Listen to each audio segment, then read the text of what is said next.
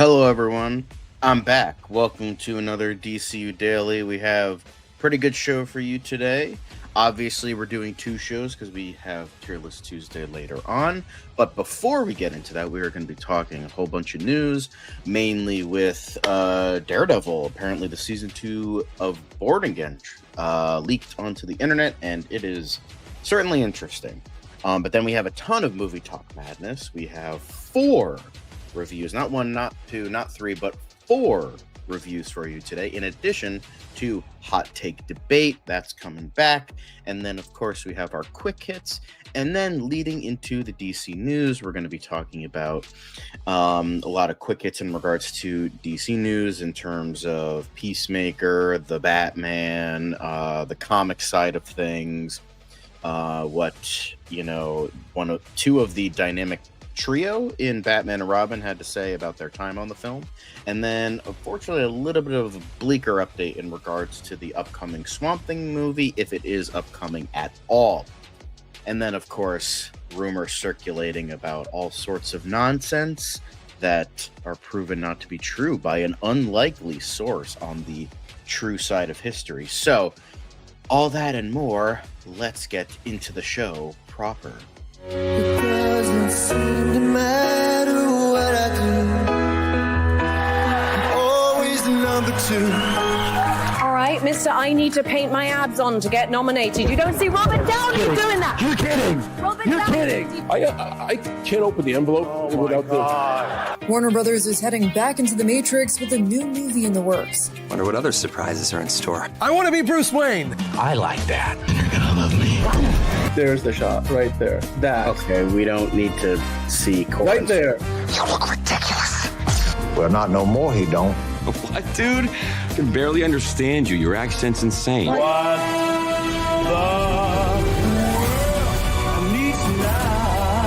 me a hand up. Nope, I'm actually okay. Thank you very much. Oh, wow. Wow.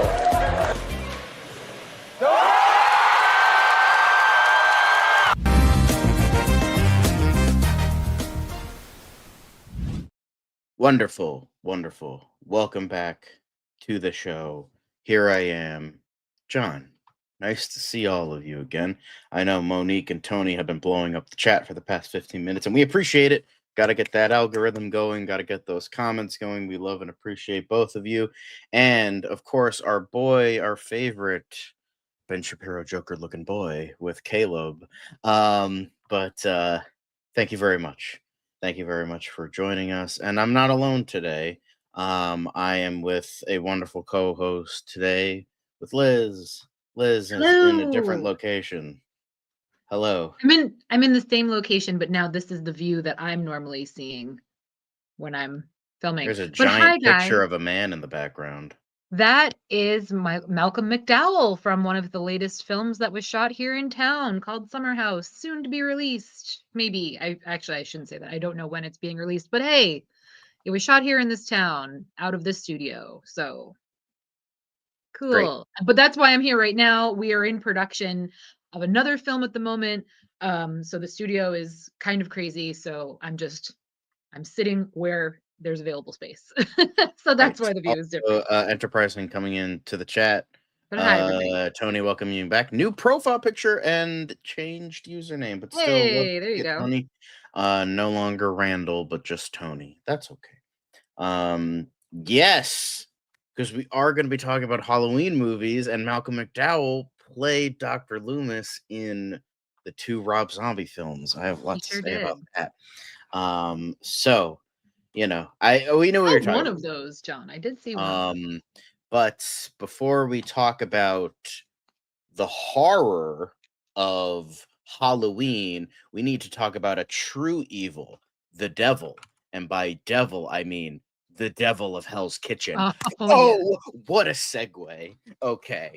Boom. There we go. So, of course, this is the big... No. Thank you. But of course, confirming what we already know, but Daredevil Born Again is back.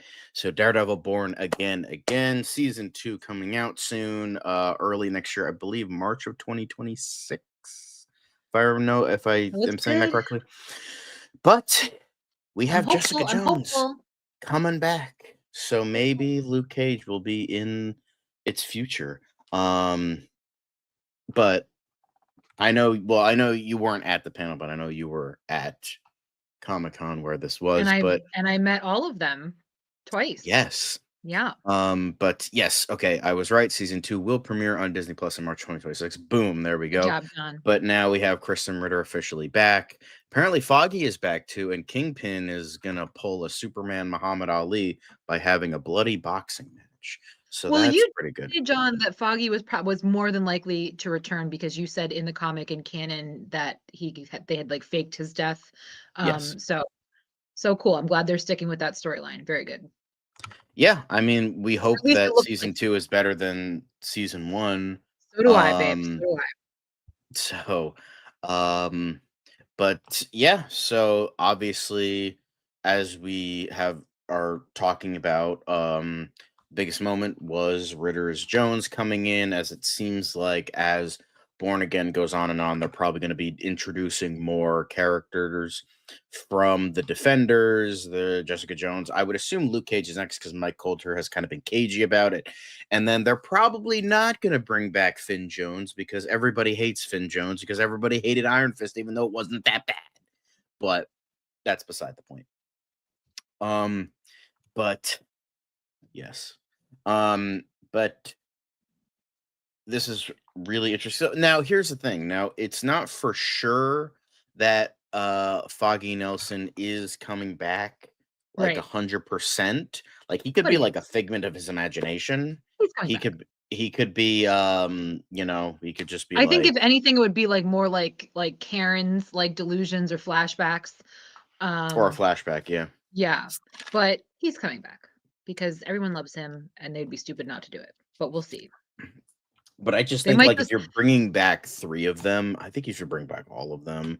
I mean, it just like it kind of blows like, oh, we're not going to bring back the one guy that nobody liked because nobody liked. But it's just like I'm they're the almost gonna Defenders. predict I'm gonna predict that they're gonna edge us with him this season. Like there's gonna be flashbacks. There might be some delusion, some fantasy of him, like kind of talking or giving advice to different characters. I or maybe like the very last season will be that cliffhanger in which like all of a sudden he appears and we're like, wait, what? But yeah, I don't think it'll be right off the bat for sure. We gotta Yeah, get and Jessica Jones in the mix. That's the priority right now. yeah, I mean Jessica Jones, like that was the biggest one. They spent the most time in the Defenders miniseries together. So it just kind of made sense, and it just like their personalities were definitely like you have the stoic, lawyer character and then the wild card person who doesn't give a fuck like Jessica Jones. So it works. That dynamic worked. In addition to the Heroes for Hire dynamic also working with the two of them, mainly in Luke Cage season 2. But I think I think it was definitely I think it's funny that like Kristen Ritter leaked it like automatically. So you're like, okay, now you're joining the ranks of Mark Ruffalo and Tom Holland about leaking shit. So, obviously, I mean it wasn't like just like it wasn't confidential or anything, but I think that's funny. Yes, we did talk about that when the trailer or the first episode got released, Yeah. was that in front of on a building, the number was the number of the comic where he died. Yeah, but they're like, kill him. I don't know.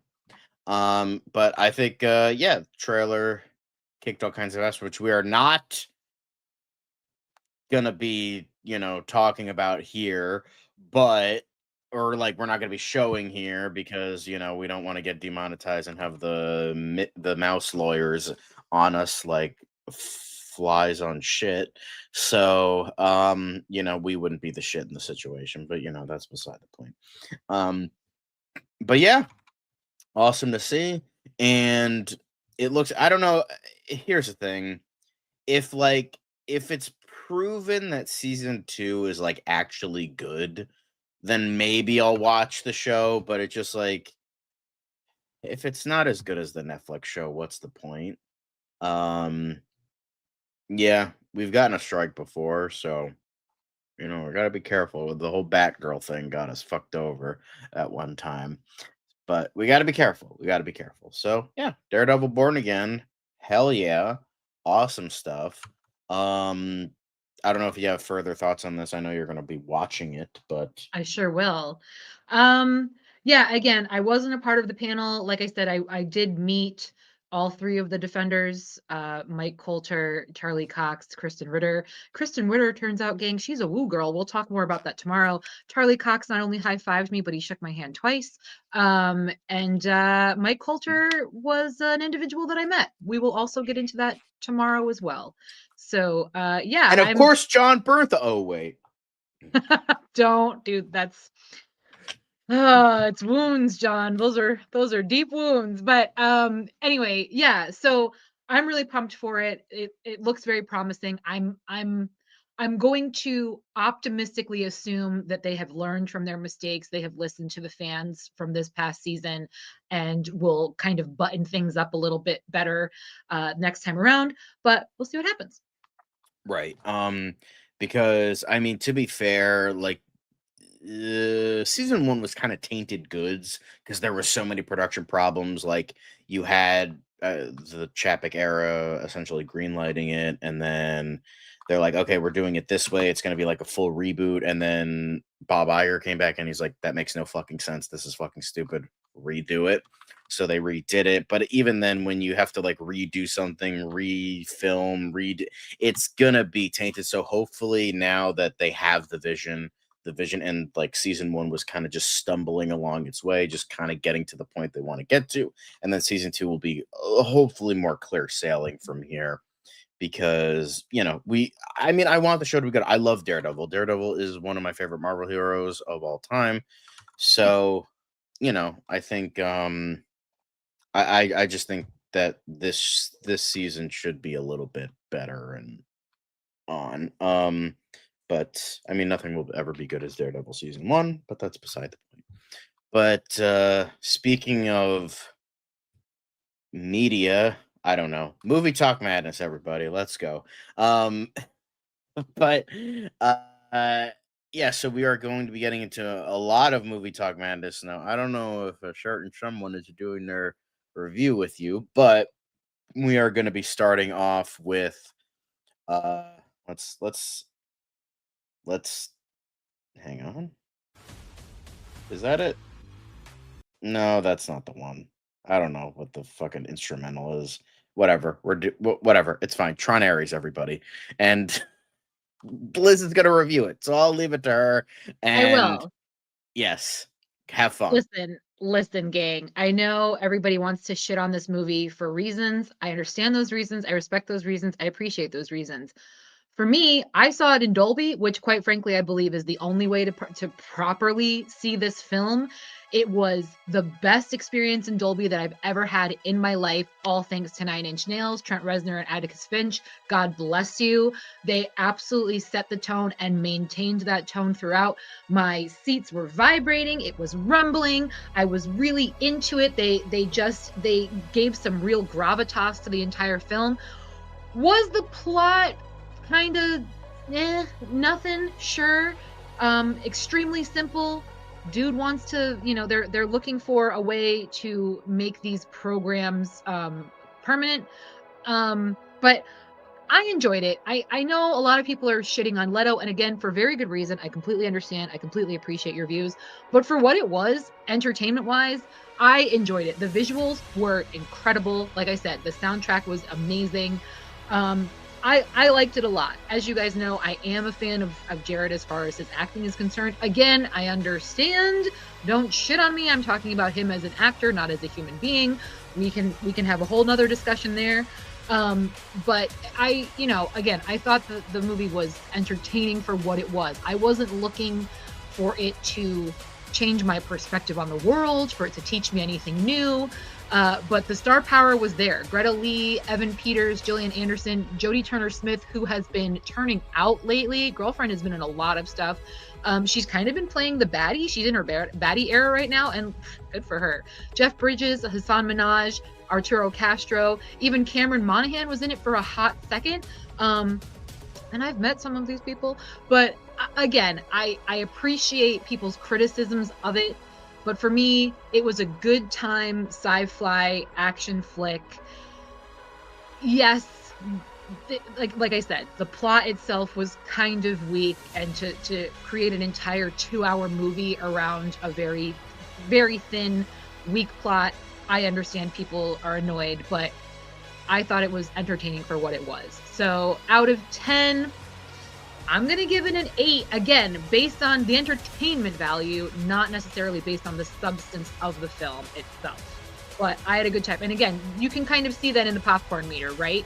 So the tomato meter, 54%, but the popcorn meter was 87. So again, entertainment-wise, it was there. Like I said, I would highly recommend seeing it in Dolby. There's really no reason to see it in any other venue. And it's worth the price of admission as far as I'm concerned. Cool. I'm still not going to watch it. And That's fine. Joseph Kaczynski's laughing his ass off somewhere, so good for him. You know, I mean, yeah, it's 9-inch fucking nails. Of course it's going to be fucking excellent. It's 9-inch motherfucking nails. Like, really? Like, it's like putting sprinkles on a pile of poop. It's like, okay, cool. Great. But that is not, of course, the only movie Talk Madness we have to talk about. But before we move on to the next one, of course, apparently Tron Ares debuted atop the UK and Ireland box office. Apparently the Brits have shitty taste continually. Like, is not nothing just else their being food, released but their over movie there? taste Is that, as well. I don't know. It's interesting.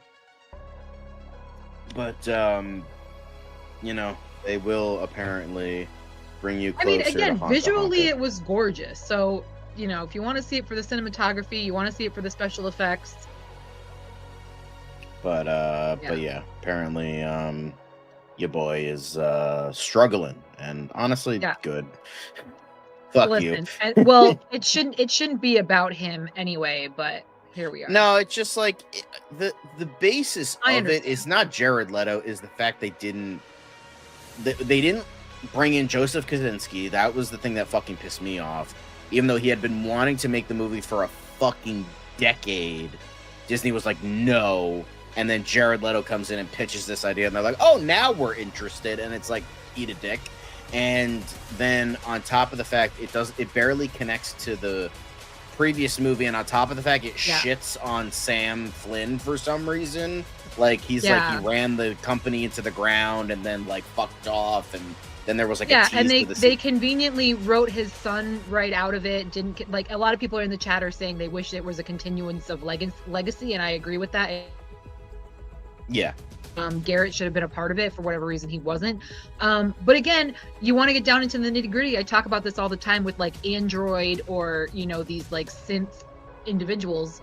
Again, Jared Leto's teeth weren't nice. They could have cleaned up their appearance a little better. Like they had flaws, and it was one of those that I was like, you're simulated. Like, shouldn't you be perfect in every way? Like, you're supposed I to be a mean, perfect he's soldier, kind of like, looks.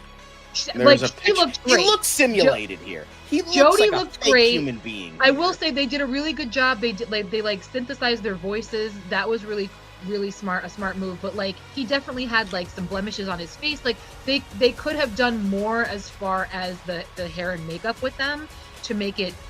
I would say the accurate trouble to is what it not was enough supposed to be. Cameron Monaghan, who was in it for all of 20 seconds. Literally 30 seconds. It was one of those like, oh, hey, I know that guy. And I thought he was coming back. That did not happen. I was like, oh, all right. But yeah, again, for what it was entertaining, but I completely understand everybody's criticism of it. Absolutely. 100%. But, oh, hi, Dan. How you doing? I was just gonna add to it. There's like this really cool clip online I saw the other day about how Arnold Schwarzenegger got the part of the Terminator, and it was because he was like pitching to James Cameron about the whole, like, you gotta, like, this character needs to be able to, you know, reload his shotgun without looking at it. He needs to be he needs to look like a machine in every which way, the way he behaves, no emotion, Right. and just, and all of those things, it seems like Liz, they didn't follow up on that, and that was the part that didn't They convince. made as the movie progressed, and I understand it's because he was starting to get more humanity, he was starting to feel, he was starting to emote, but they made him goofy. Quite frankly, towards as the movie kept progressing, they made him kind of like more and more aloof, and like every so often I was like, all right, that's a reach, but again, decisions were made. We had no say in any of it. What are you gonna do? Whatever. But lovely to see you all, and of course Yash coming in and ruining the chat for everybody, but we'll live with it. But yeah, I don't know. Tron Again, Ares. I wasn't here for that conversation, but I still love Peacemaker, so okay. But yeah, now we move on to our next movie in Movie Talk Madness. We go from the grid to the roof, to the window to the wall. Nice. But here we have Roofman, the newest Channing Tatum vehicle, kind of, not really, but like, Roofman is a true story about a guy named Jeffrey Manchester who robbed 45 McDonald's, went to prison, escaped, and hid in a Toys R Us for 6 months. So, and that's just the beginning, as the tagline on the poster says. So, thank you, Elite Easy. We appreciate it. I think, who wants to start? Like, I feel like, Okay, who so wants this is to like start with this? this is the only movie that all three of us have seen. Okay, so Dan, since you weren't here, I'm gonna Okay. put you on the spot first. Yeah. We'll do that. So I know I kind of talked about this movie last week because I saw it like before. I guess most people would have, because it was the AMC Screen Unseen screening last week, and I kind of knew going into it was going to be that because of the runtime. And this was a charming movie. Like, the biggest thing I took away from it is they didn't make the main character, who's obviously a thief and makes very questionable decisions, which leads to him spending literally years in prison, and he's still in prison. He'll be in prison for the rest of his life. Is he? Well, I guess he's eligible for parole in 2036, but he'll be like in his 60s at that. Like, he's in for the rest of his life. Yeah. But all that said, I enjoyed the movie a lot. I thought like Channing Tatum was really what made it work, because this was like The Martian. Like, it was a movie that relied on its lead to pull through, because despite the fact that you have Peter Dinklage, Kirsten Dunst, and everybody else in this movie, Ben Mendelsohn and stuff, and of course, like he's saying, like, there's all the cast members are fantastic. They all played their roles well, and as somebody and they all played roles that were very different than what we're used to, especially Ben Mendelsohn. It was so nice to see him as like a good normal person for the first time ever. It's so good. His name is indeed Jeff. His name is Jeff. We'll get into that later, actually. It's kind of funny because they did a lot of social media promotion around that. His name is Jeff. I can't do the voice. But anyway, Liz, I thought this was a charming movie. Like, Absolutely. What a perfect word for it. Yeah, and it didn't Thanks, it didn't, I mean, for lack of a better word, whitewash the criminal aspect of things. But it was funny. It was. Well, I don't think that they did, though, because it's not like they changed the ending. You know what I mean? Like, they were honest about why he went to prison, what his sentences were, what was at stake if he were to try to pursue that relationship with Kirsten Dunst's character. So I don't think that they really made light of the situation. Yeah, no, exactly. No, I mean, Sorry, John, go ahead. It's entirely possible that it maybe was sanitized. I don't know if there was ever a book or a documentary about it. But I mean, they showed the real news clips in the end and the credits where everybody was saying, like, he didn't hurt any of us. He was a really nice guy. Like, he cared that, we were cold in the freezer. He made sure we all had jackets. Like, yes. Did he rob corporate entities? Did he rob these franchises? Yes. But it's like he robbed McDonald's. It's like, yeah, he robbed McDonald's and Burger King and Toys R Us. Like, are we mad about it? Not really. And it's just like, on top of the fact, like, even if he's like not the best guy, he's still like, at the same time is like still like a decent guy. And there's like this weird sort of like, maybe this is the wrong word. I think you're gonna laugh, but like I feel like there's no other way to say it. But I was like watching this movie, and this thought kept coming up in my head. I'm like, this is like the most wholesome crime thriller I've ever seen in my life. Absolutely. Like it just like has that. It just kind of has that vibe of like. Well, it's the anti-hero. We are rooting for him. We want him to succeed. I mean, I know for me in particular, like the last like 10 minutes of the film, like, I kept getting mad the last 10 minutes of the film. I'm like, no, get on the plane, go to the airport, be free. Like, so I was like, I knew that was going to happen. The ending, because you know it happened. It's just like you still want him. It's like, oh, don't go. As you're saying, don't go to the house. Don't do this. Yeah. Like, it like you wanted to see him come out okay. You wanted to see him like get the girl and get the hell out of Dodge. Absolutely, but at the same time, it's like, okay. Here's the thing: I don't think he deserves like 45 fucking years in prison or whatever, 35 years. Wild. Because it's like, this guy gets like 35, and like Diddy gets 2. Gang, but like, the South has way stricter laws. They will put you away for a long time for the most mild of situations. Be careful. Be careful. Rob places in the North. I mean, I've seen My Cousin Vinny. But it's just, it's just like Channing Tatum does an excellent job. This man has grown so much as an actor. Like, he was initially like the dipshit in fucking G.I. Joe and like all these like terrible movies. I appreciate how they made everybody look like normal average Joes. They really almost nobody had like makeup really to speak on them. I mean, Kirsten Dunst is like just naturally that attractive, but my point is, like, they purposely were like, no, this is based on a true story, based on real people, and we're going to keep it real. We're not going to Hollywood it up. We're not going to, Kirsten Dunst isn't going to wake up the next morning with mascara and and lipstick on. You know what I mean? Like, you saw, the flaws. You saw the uneven skin tone. Channing Tatum, he's sweating. He's like, that's all real. He looks normal. I'm pretty sure he anybody got rid of some of like excess muscle to like really he definitely slimmed down because he had more of like he still had the abs tone. But he had more of an athletic tone than like a bulky, they did a really nice job. Hey, Travis. Yeah, they made some really good decisions here. Yeah, 2 Utes. Two what? 2 Utes. 2 Utes. The 2 defendants. Okay, I could quote My Cousin Vinny for hours. The youths. Sorry, sir. The youths. But I think well, I mean, to be fair, Magic Mike I've heard it's like a genuinely really good drama. But no.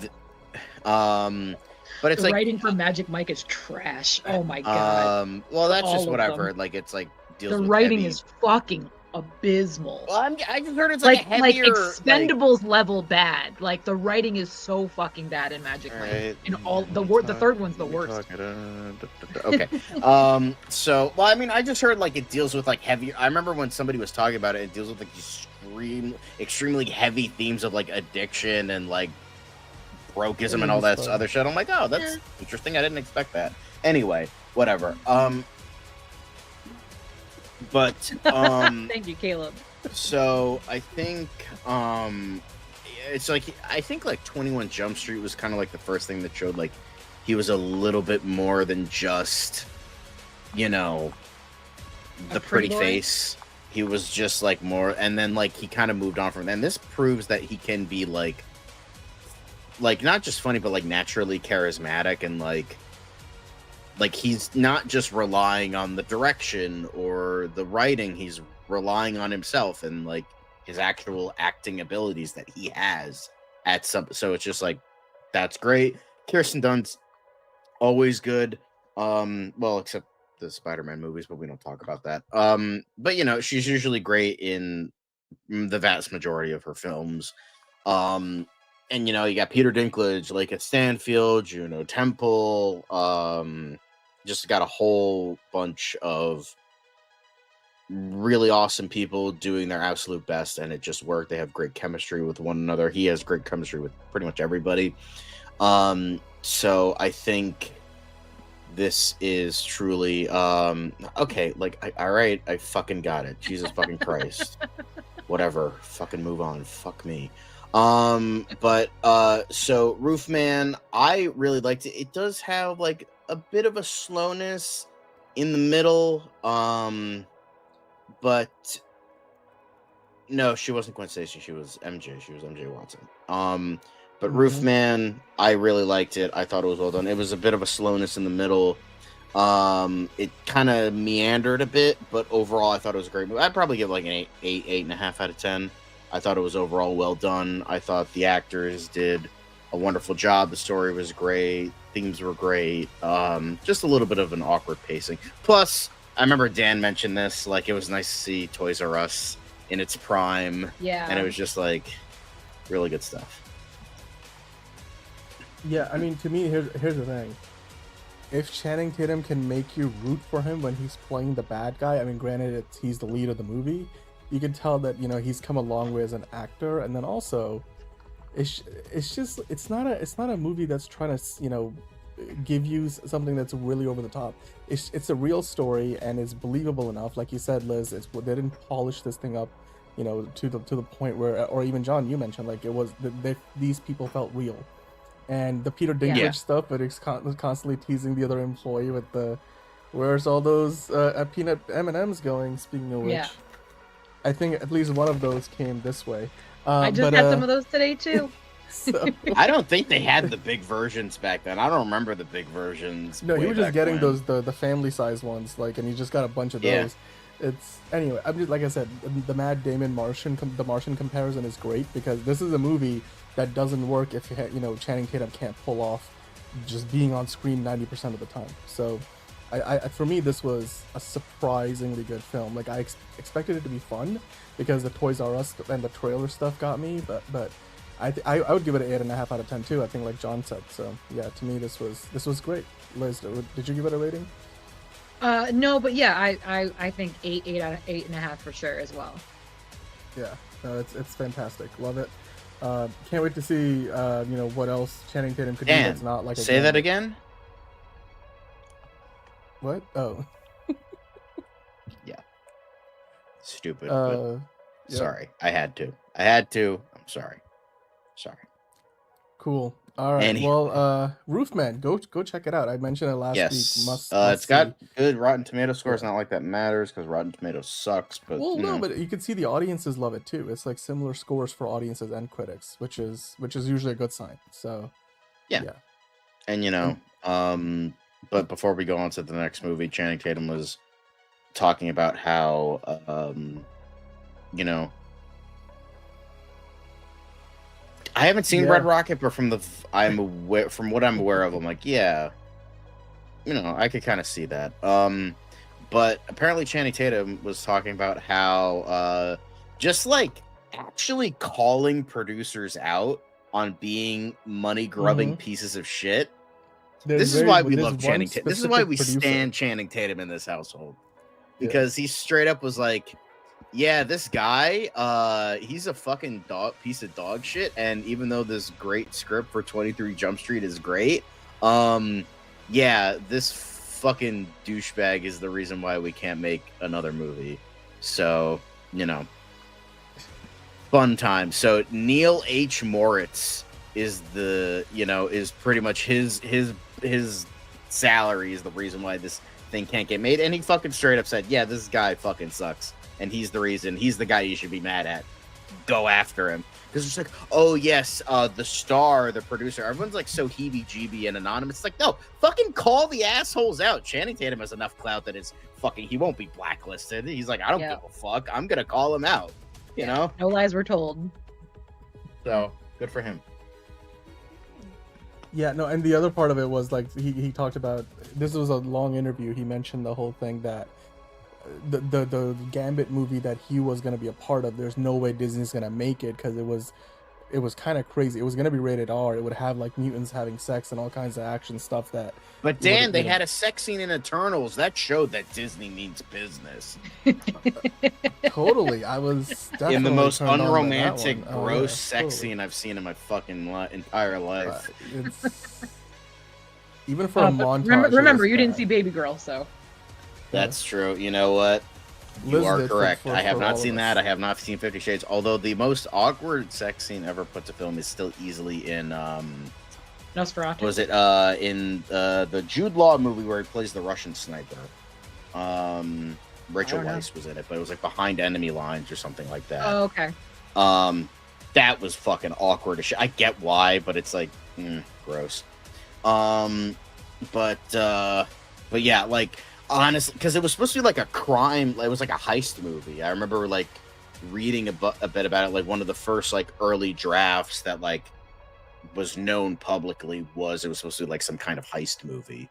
So it like a mutant heist movie, and that would have been fucking awesome. But you know, we can't get nice things, so you know.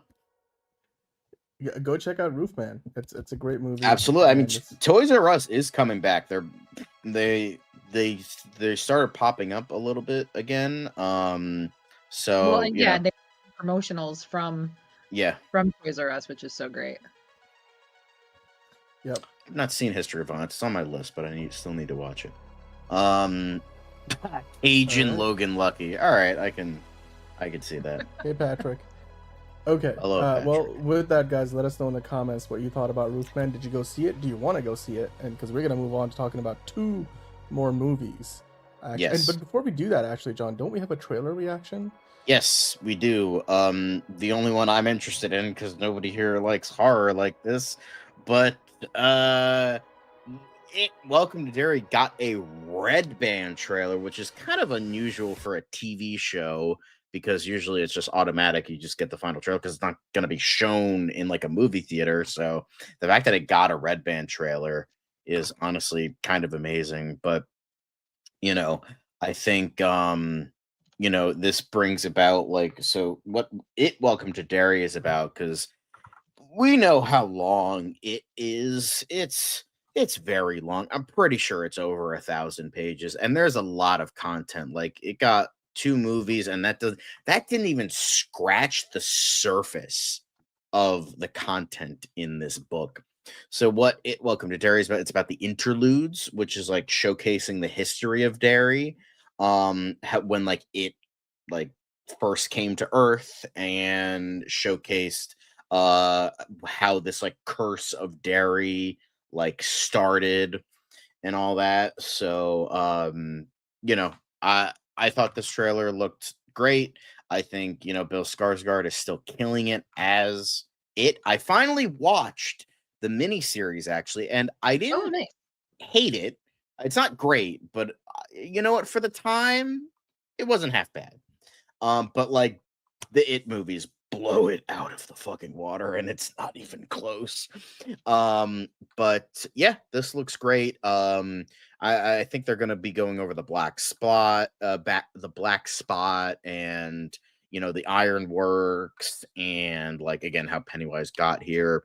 I'm pretty sure he's probably gonna. If I were to take a guess, that Bill Skarsgård probably is only gonna like show up in like the first episode and then kind of fuck off for most of it. But whatever it is, I'm excited for it, and more It content is great, unless it's the second to last chapter of the book, but we don't talk about that.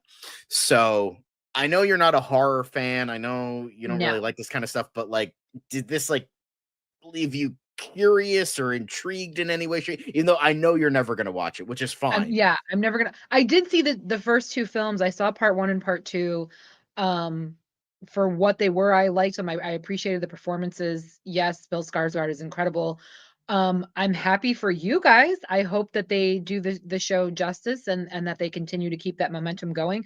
But no, this is not something that I will be checking out. If they made another film, I would probably see that. But as far as like a week to week show, it's not for me.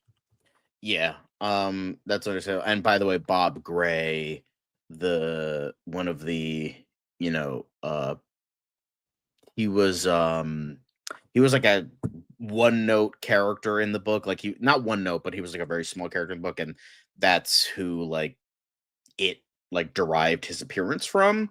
Okay. He wasn't in the miniseries, from what I remember. He was only in the book for like a hot second. So you know, what Andy Muschietti was saying, like, you know, they were like kind of devising who Bob Gray was and the origin, quote unquote, story for the character. So, but yeah, this looks great. I'm excited for more Bill Skarsgård. It's just, I will say, like, here's the thing with Tim Curry, like watching it now as like an adult and like, you know, watching this very sanitized like version of like this very like dark book. Honestly, Tim Curry was not scary at all. He was funny. He was he was a good clown, but he wasn't. He was scarier as the villain in Home Alone 2 than as Pennywise, like straight up. I love Tim Curry. Tim Curry's a legend. He will forever be a legend, but Bill Skarsgård blows him out of the water, and it's not even close. I'm sorry, but you know, it's but I actually didn't mind it. Chapter 2. I get why people don't like it, but I liked it. From the things we got, I thought it was pretty good, but it could have been much better. And what I hope for, like maybe like another 20-30 years in the future, I hope that we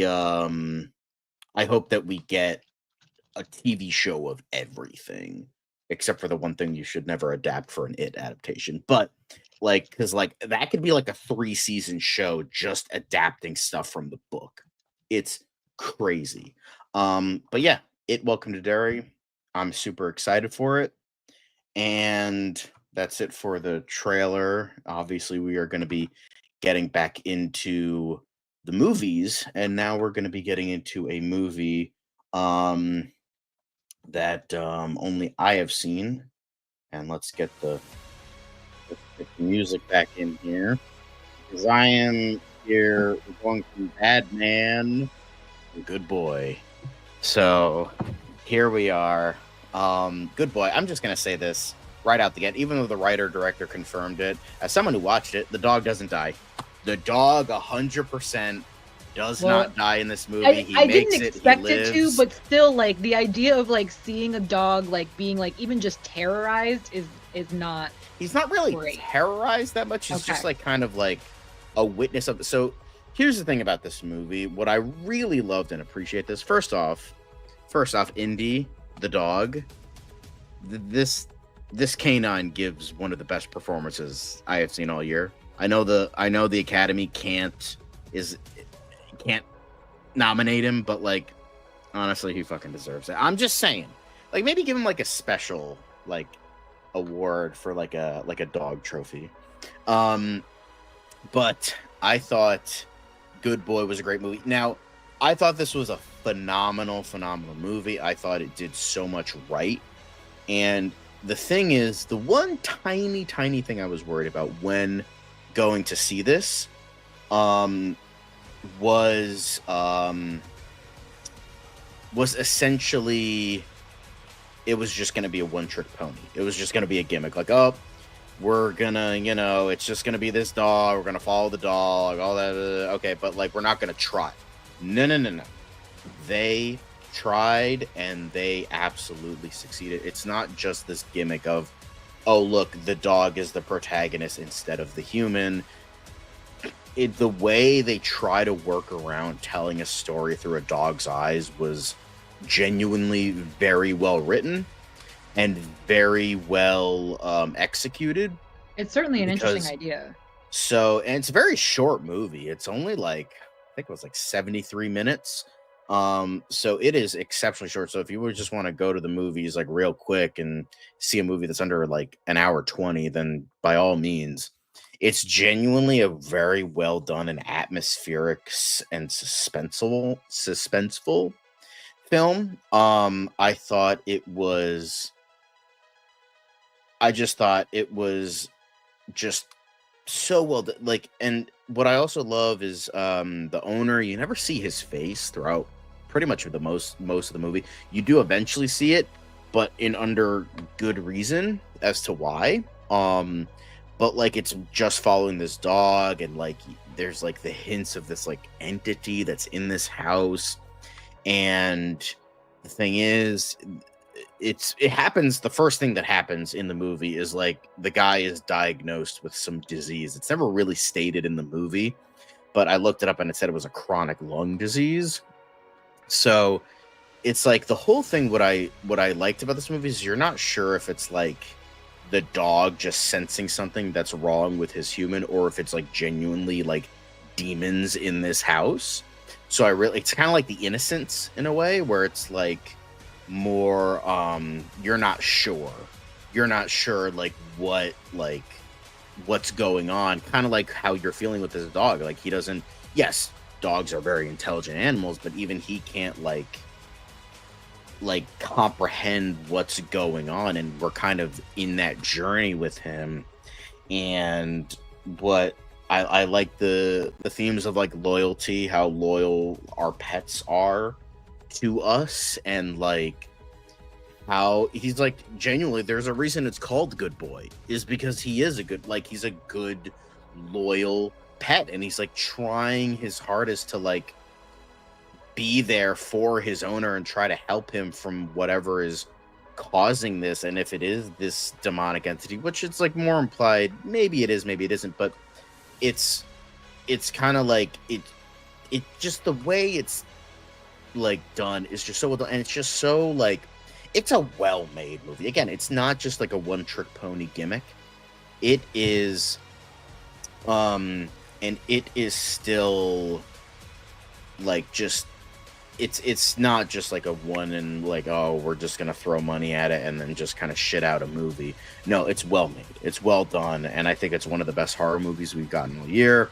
Same with Weapons, same with Sinners. I personally really liked The Monkey. I know not a lot of other people did, and that's more horror comedy. I mean, Good Boy has a very high rating on Rotten Tomatoes as well. Yep. It's doing really well with audiences that are seeing it, so that's really great. It's, and you just want to see him, like, you just want to see everything okay. And it's an example of a PG-13 horror movie that's just, it doesn't need like the R rating. Goes to show that y'all shouldn't be complaining about Predator Badlands too heavily. I'm just saying, as long as it's good, I don't care what rating it is. Don't get me wrong, I love my gore, I love profanity, I love titties and ass all the way through the movie. That's fine, I don't mind seeing that. But honestly, if you're just like, but what I deeply love is when you just manage to scare me. And while this didn't like terrify me by any means, what did have a lot of genuinely scary moments for me. So I got to give it plus for that. I would say this is probably like a 9.5 out of 10. Like genuinely, like this is like a really, really, really good movie. Like, I know like a lot of people aren't going to see this because a dog is in duress, and that's fine. I understand. Yeah. As someone with a dog, I get it.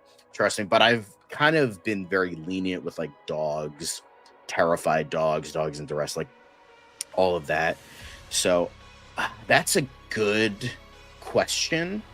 It's a very small release. I don't think, it's done by IFC, which is not like A24 Neon levels in terms of like independent features, but it's still like relatively well known.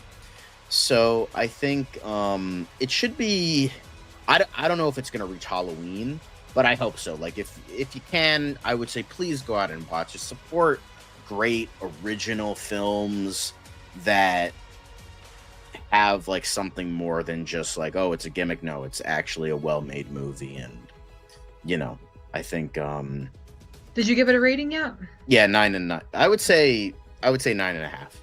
Well, again, you can clearly see from the Rotten Tomatoes score that the audiences like it better than Tron, so yeah, I agree, and we'll be getting into that soon enough. But in light of my review, are you going to see it or no? No. You can't do it. No, okay. Absolutely not. I'm just saying, great movie, but I get it. Like nobody wants to see it. Like nobody wants to see the cat die. Nobody wants to see the dog die. Nobody wants to see the bird die. My board. I need my board. So that's fine. Like obviously, I get it. I'm not like what, but it's just one of those things where like great movie that I want a lot of people to see. But if you don't want to see it because of the animals, fine. But at the same time, the The writer-director already confirmed that he does not die in the movie, and I am confirming, as someone who has seen it, Indy does not die in this movie. So I will say that. But yeah, great stuff. But again, we still have one more movie to get into, and that is the grandiose return of Daniel Day-Lewis. So, yes, milady, why don't you talk about this wonderful, or possibly not wonderful, little movie? It's kind of hard to talk about in those terms because it was a lot. I will say I was really hesitant to see it because just based on the trailer, I was like, oh, this looks really slow. It looks like it drags. It also looks like, and I don't know if anybody else feels this when they go to the theater. It also looks like it will make me feel cold. I don't know how else to explain that. I don't know if you guys get those vibes like I do sometimes where I'm just watching a certain film and I'm like, whoo. But you know what? I'm actually really, really glad I saw it. The acting, to nobody's surprise, was stellar. I mean, just top notch from both Daniel Day-Lewis and from Sean Bean. What incredible performances. You know, we've got some other actors in there as well, but truly it was about the two of them, their relationship as brothers, trying to find some common ground after decades of being apart. They had a pretty rough childhood growing up in Northern Ireland during the war between the IRA and the rest of the Irish government and the British government, frankly. And so Daniel Day-Lewis has a son with a longtime girlfriend, and when he gets back from his duty in the military, is a completely different person. His experience in the military has changed him, has changed his outlook, has kind of branded him as, you know, a recluse, as someone that's crazy. There was all kinds of rumors floating around about him, and he just decided to cut bait and run and go live in the middle of nowhere in a spot in the wilderness that's extremely difficult to get to, and just survive on his own, completely isolated from everyone. And Sean, as his brother, takes up the role of family man and decides to raise his nephew as his son. He develops a relationship with Daniel Day-Lewis's girlfriend. The son then grows up, you know, surrounded by these rumors about his biological father, and enlists in the army himself and has a little trouble in there. So Sean Bean says, you know what, I need to find my brother. He needs to help his son. We need to come to terms with, you know, his history, with his past, and see if we can all move forward together as a family for the benefit of our son. So it's very deep. They're very slow to kind of get you to that point of understanding exactly why he chose to abandon everything he's ever known to live on his own. Why Sean was out there, what exactly was going on with the son, what the relationship with all of them were to one another. But again, as the story unfolds, it's a lot of generational trauma. It's a lot of, you know, interpersonal differences and misunderstandings that culminate to a pretty decent, kind of open-ended ending, but still, I think an ending that audiences will like. There were some parts throughout the film where Daniel Day-Lewis kind of has some weird, I don't know if you would call them delusions or visions. They didn't exactly make sense to me, but again, I think they were coming more from the fact that he has this kind of PTSD. He had, you know, and again, he's been on his own for so long that he's kind of had to make up his own, I don't know, story or you know, companions out in the world. But again, as far as the acting was concerned, one of the best performances I've seen in a really long time, from both Sean and Daniel. This is the first time you see Sean Bean and he's not like a dick and he doesn't die. Like he's a genuinely good guy in this one. And I'm glad I saw it. It is long. It's a little over 2 hours. You do feel cold watching it. You wanna like put a fire on and put an extra blanket on. But again, to be fair, this is not the first movie where Sean Bean doesn't die. I know it's not the first one. No, I'm telling Dan. I'm telling Dan. because he But didn't die again- in Percy Jackson and he didn't die in National Treasure. So, But again, he usually plays a dick. If he's not dying, he still plays an asshole more often than not. And again, in this one, he didn't die. Yeah, that's right. But Unless he got like the I- Ian Watkins treatment in prison, so, you know. Well, and like I said, and this was also directed by Daniel Day-Lewis's son, and co-written by him. So Daniel Day-Lewis and his son both write this story. So it's interesting because it really is more about the relationship of these two brothers than it necessarily is like a father-son thing. Because again, his son didn't have a relationship with him. He had the relationship with his uncle. I don't know why I put that in quotes. It was his uncle, but. Again, if you want to, just for the performances alone, I would recommend it. Like I said, it is over 2 hours. While the pacing is it's only like 2 hour 1 minute, so it's not too long. Well, while the pacing is consistent, it is a 2 hour film, and you feel that 2 hours. You are there for 2 hours. But again, the visuals are stunning. The environments that they're in has such low scores, though.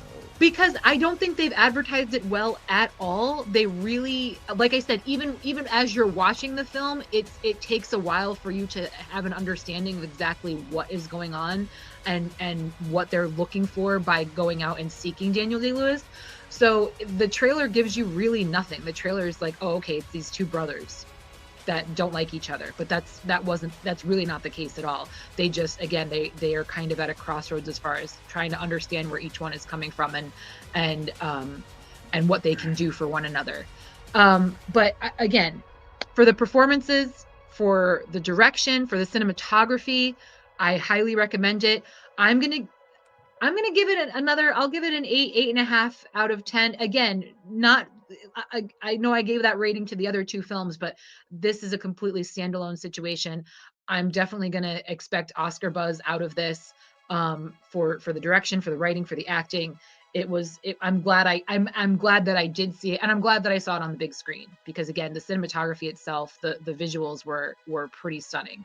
So, but there's a lot of layers there. There's a lot to unpack there. Like I said, there's some heavy subject matter, that they really do get into, both in their lives growing up as children, but then also again later on in Daniel Day-Lewis's military service and kind of having to come to grips with all of the things he's been through at that point, and then having his child and essentially abandoning his family. So it was something special, to be sure. Very original as well. All right. Pretty much. I mean, two of these movies are very original. I mean, Good Boy and this were very original. I mean, yes, Roofman was based on a true story, but it was like kind of like, for the most part, an original kind of feeling movie, at least. Well, and again, the fact that they didn't Hollywood it up, they didn't give it the Hollywood treatment. Yes. Is and then refreshing. you have Tron Ares but It was pretty.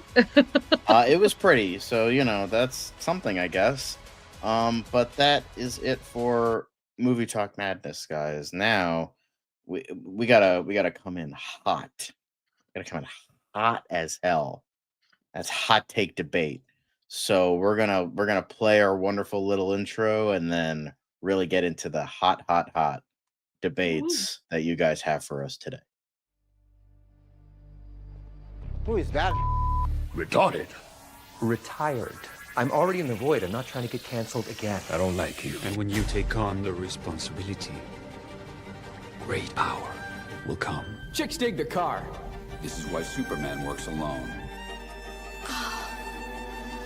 Black rubber. Ooh, you nasty, mon beauté rouge. Les éléments temps relais, hein? Not a single word. You bring your scarred psyche. I'm about to make a name for myself here.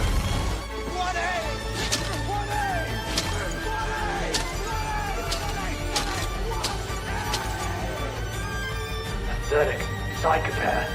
Begging for attention. You were just leaving. Oh, no, no, nobody.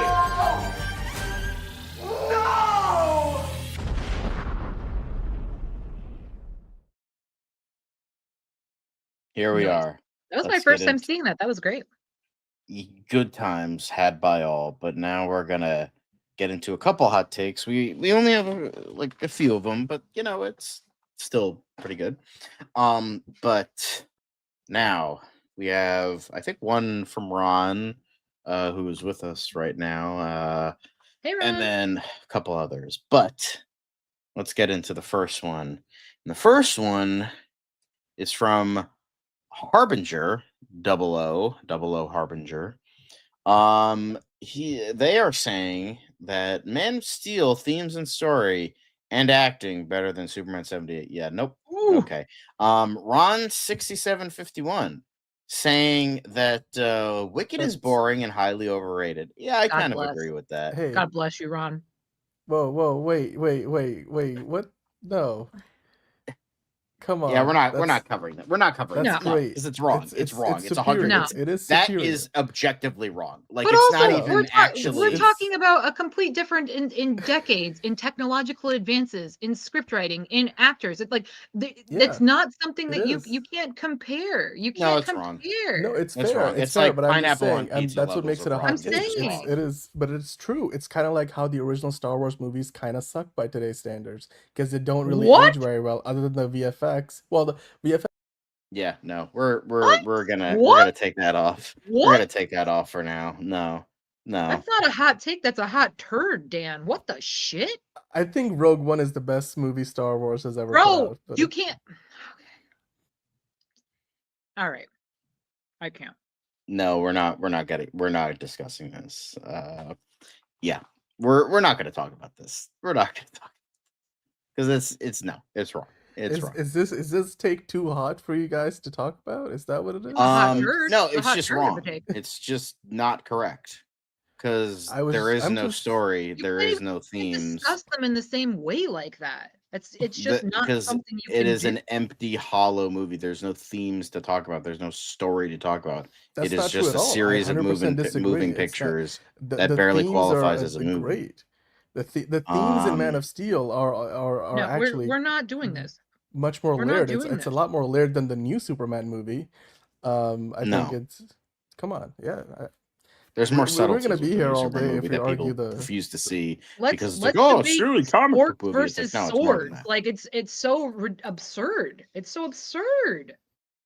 All right. Well, I know I'm in the minority on this, listen. but I'm not shitting on Man of Steel. My point is, you cannot have the discussion about the two. You can't do. no, you can't do that. I know, but That's my that point. makes it a hot take. No, it makes it stupid. It makes it a waste of time. That's what that, It's way more layered because the Last And Jedi. your Star Wars You know what? comment, The Last Jedi actually had, in terms of themes and just doing character work and setting up the franchise to go in a different direction. The Last Jedi did more of that than certainly the rise of return of whatever the third one, the Skywalker, the rise of Skywalker. But like the shit I took last night is better than the shit I took the night before. Like, okay, cool. You can polish a turret all night long. It's still a pile of shit. Like, Yeah.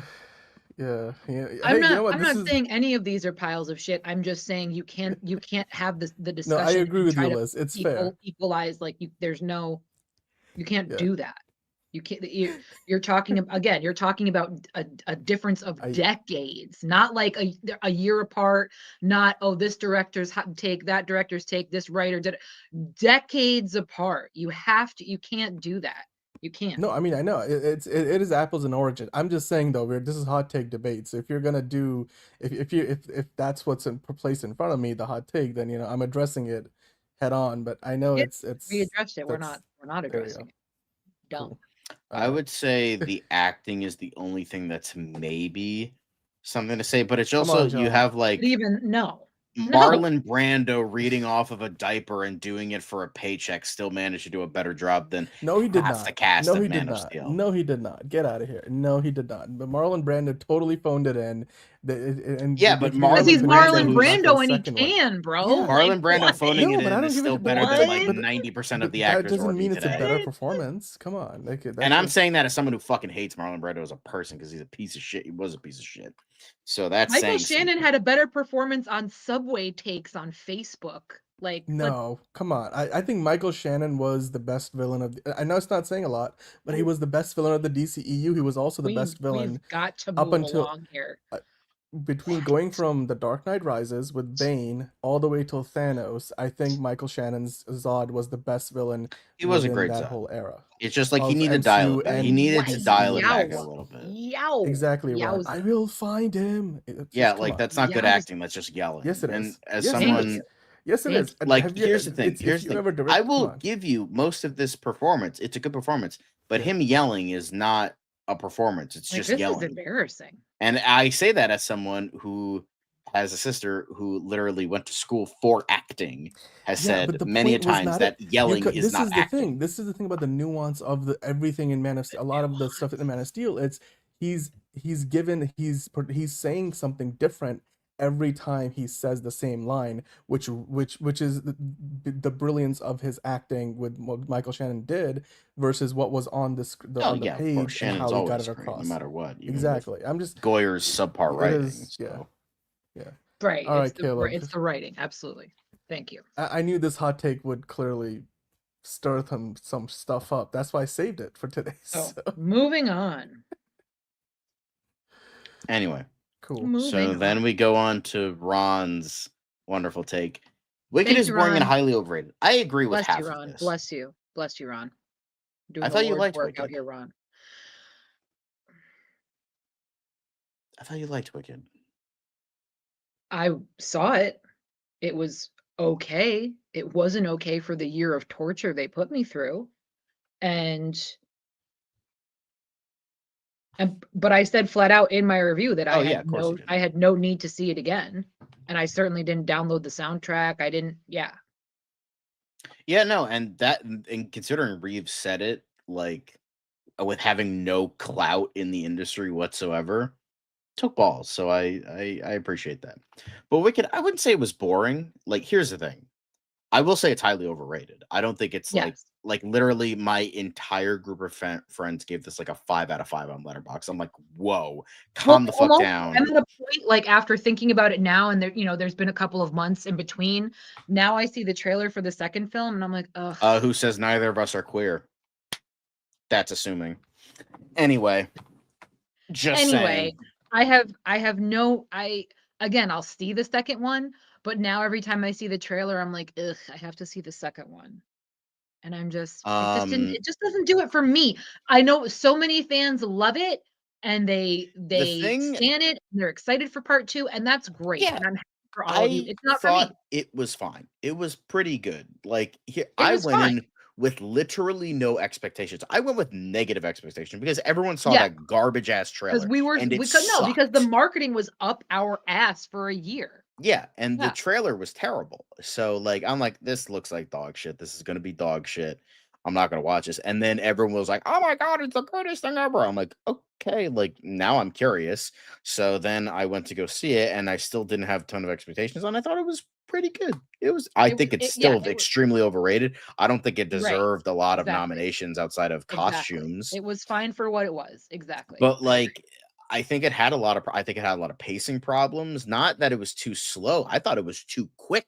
I thought it was you're trying to build this relationship between these two people, and I did not feel that relationship at all throughout the switch of like, oh, we're bitter enemies to, oh my god, we're besties, is like a fraction of a second. And it just like, I didn't feel that. I didn't feel this lead up to this ultimate like betrayal and degradation of this relationship, to this ultimate like bitter rivalry that we're gonna see in part 2, because For Good is a fucking dumbass title. But it's just well, I don't think we're getting a bitter rivalry. Well, you know what I mean. But it just, they're each playing I think the pacing was too quick between that. I think it could have done a lot more. And this is considering that it's a nearly 3-hour long movie. That's saying a lot. I think I'm like, I need more. I need more like of this. And I felt like, I thought Defying Gravity, beautifully sung. But when I'm looking at like the most brown, disgusting, gross landscape, loses a bit of edge because John M. Chu wanted the Emerald City to look fucking realistic for some reason because he's a fucking idiot. So, don't get me started on the colors. Don't get me started on the fucking colors.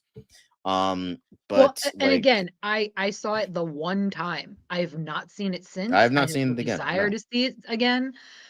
I'm not gonna re-see it for the sequel. I know what happened. I remember Oh, what yeah, happened, and no. I could look Yeah. at a Wikipedia summary. I'm not seeing. I don't think it was boring. I was like engaged well enough, but I do think it's very overrated. I think I like, agree. oh my god, the fucking 10 out of 10 Best Picture nomination. No, no, I agree. no. Conclave was better. Anyway, A now we move on to our 100%. 100%. fuck you, Honora. Anyway, now we're going back to Superman stuff. Now, Nelson Thank you. Moreno, who I don't think is here with us today, but you can Hi, always like Nelson. leave he usually leaves comments down below anyway. So feel free to leave this comment. Thanks for the comment, Nelson. But he says Superman Returns is a good film. Kevin Spacey arguably was the best actor to play Lex outside of Michael Rosenbaum. I'd agree with that. Brandon Routh did great trying to bring Christopher Reeve's Superman back in modern times. I appreciate, Nelson, that it is Reeve, not Reeves. Appreciate that because we all know it's Christopher Reeve. Everyone Correct. else is Reeves. George Reeves, Keanu. I'm pretty sure Keanu Reeves is with an Yeah. S, and then Matt Reeves, Reeves. S. Christopher Right. Reeve is the only one without an S. Correct. But I would say we talked about this when we were doing our tier list Tuesday of Superman Returns, or of all the Superman movies, but talking about Superman Returns in it. I said it to me, Superman Returns is almost a great film.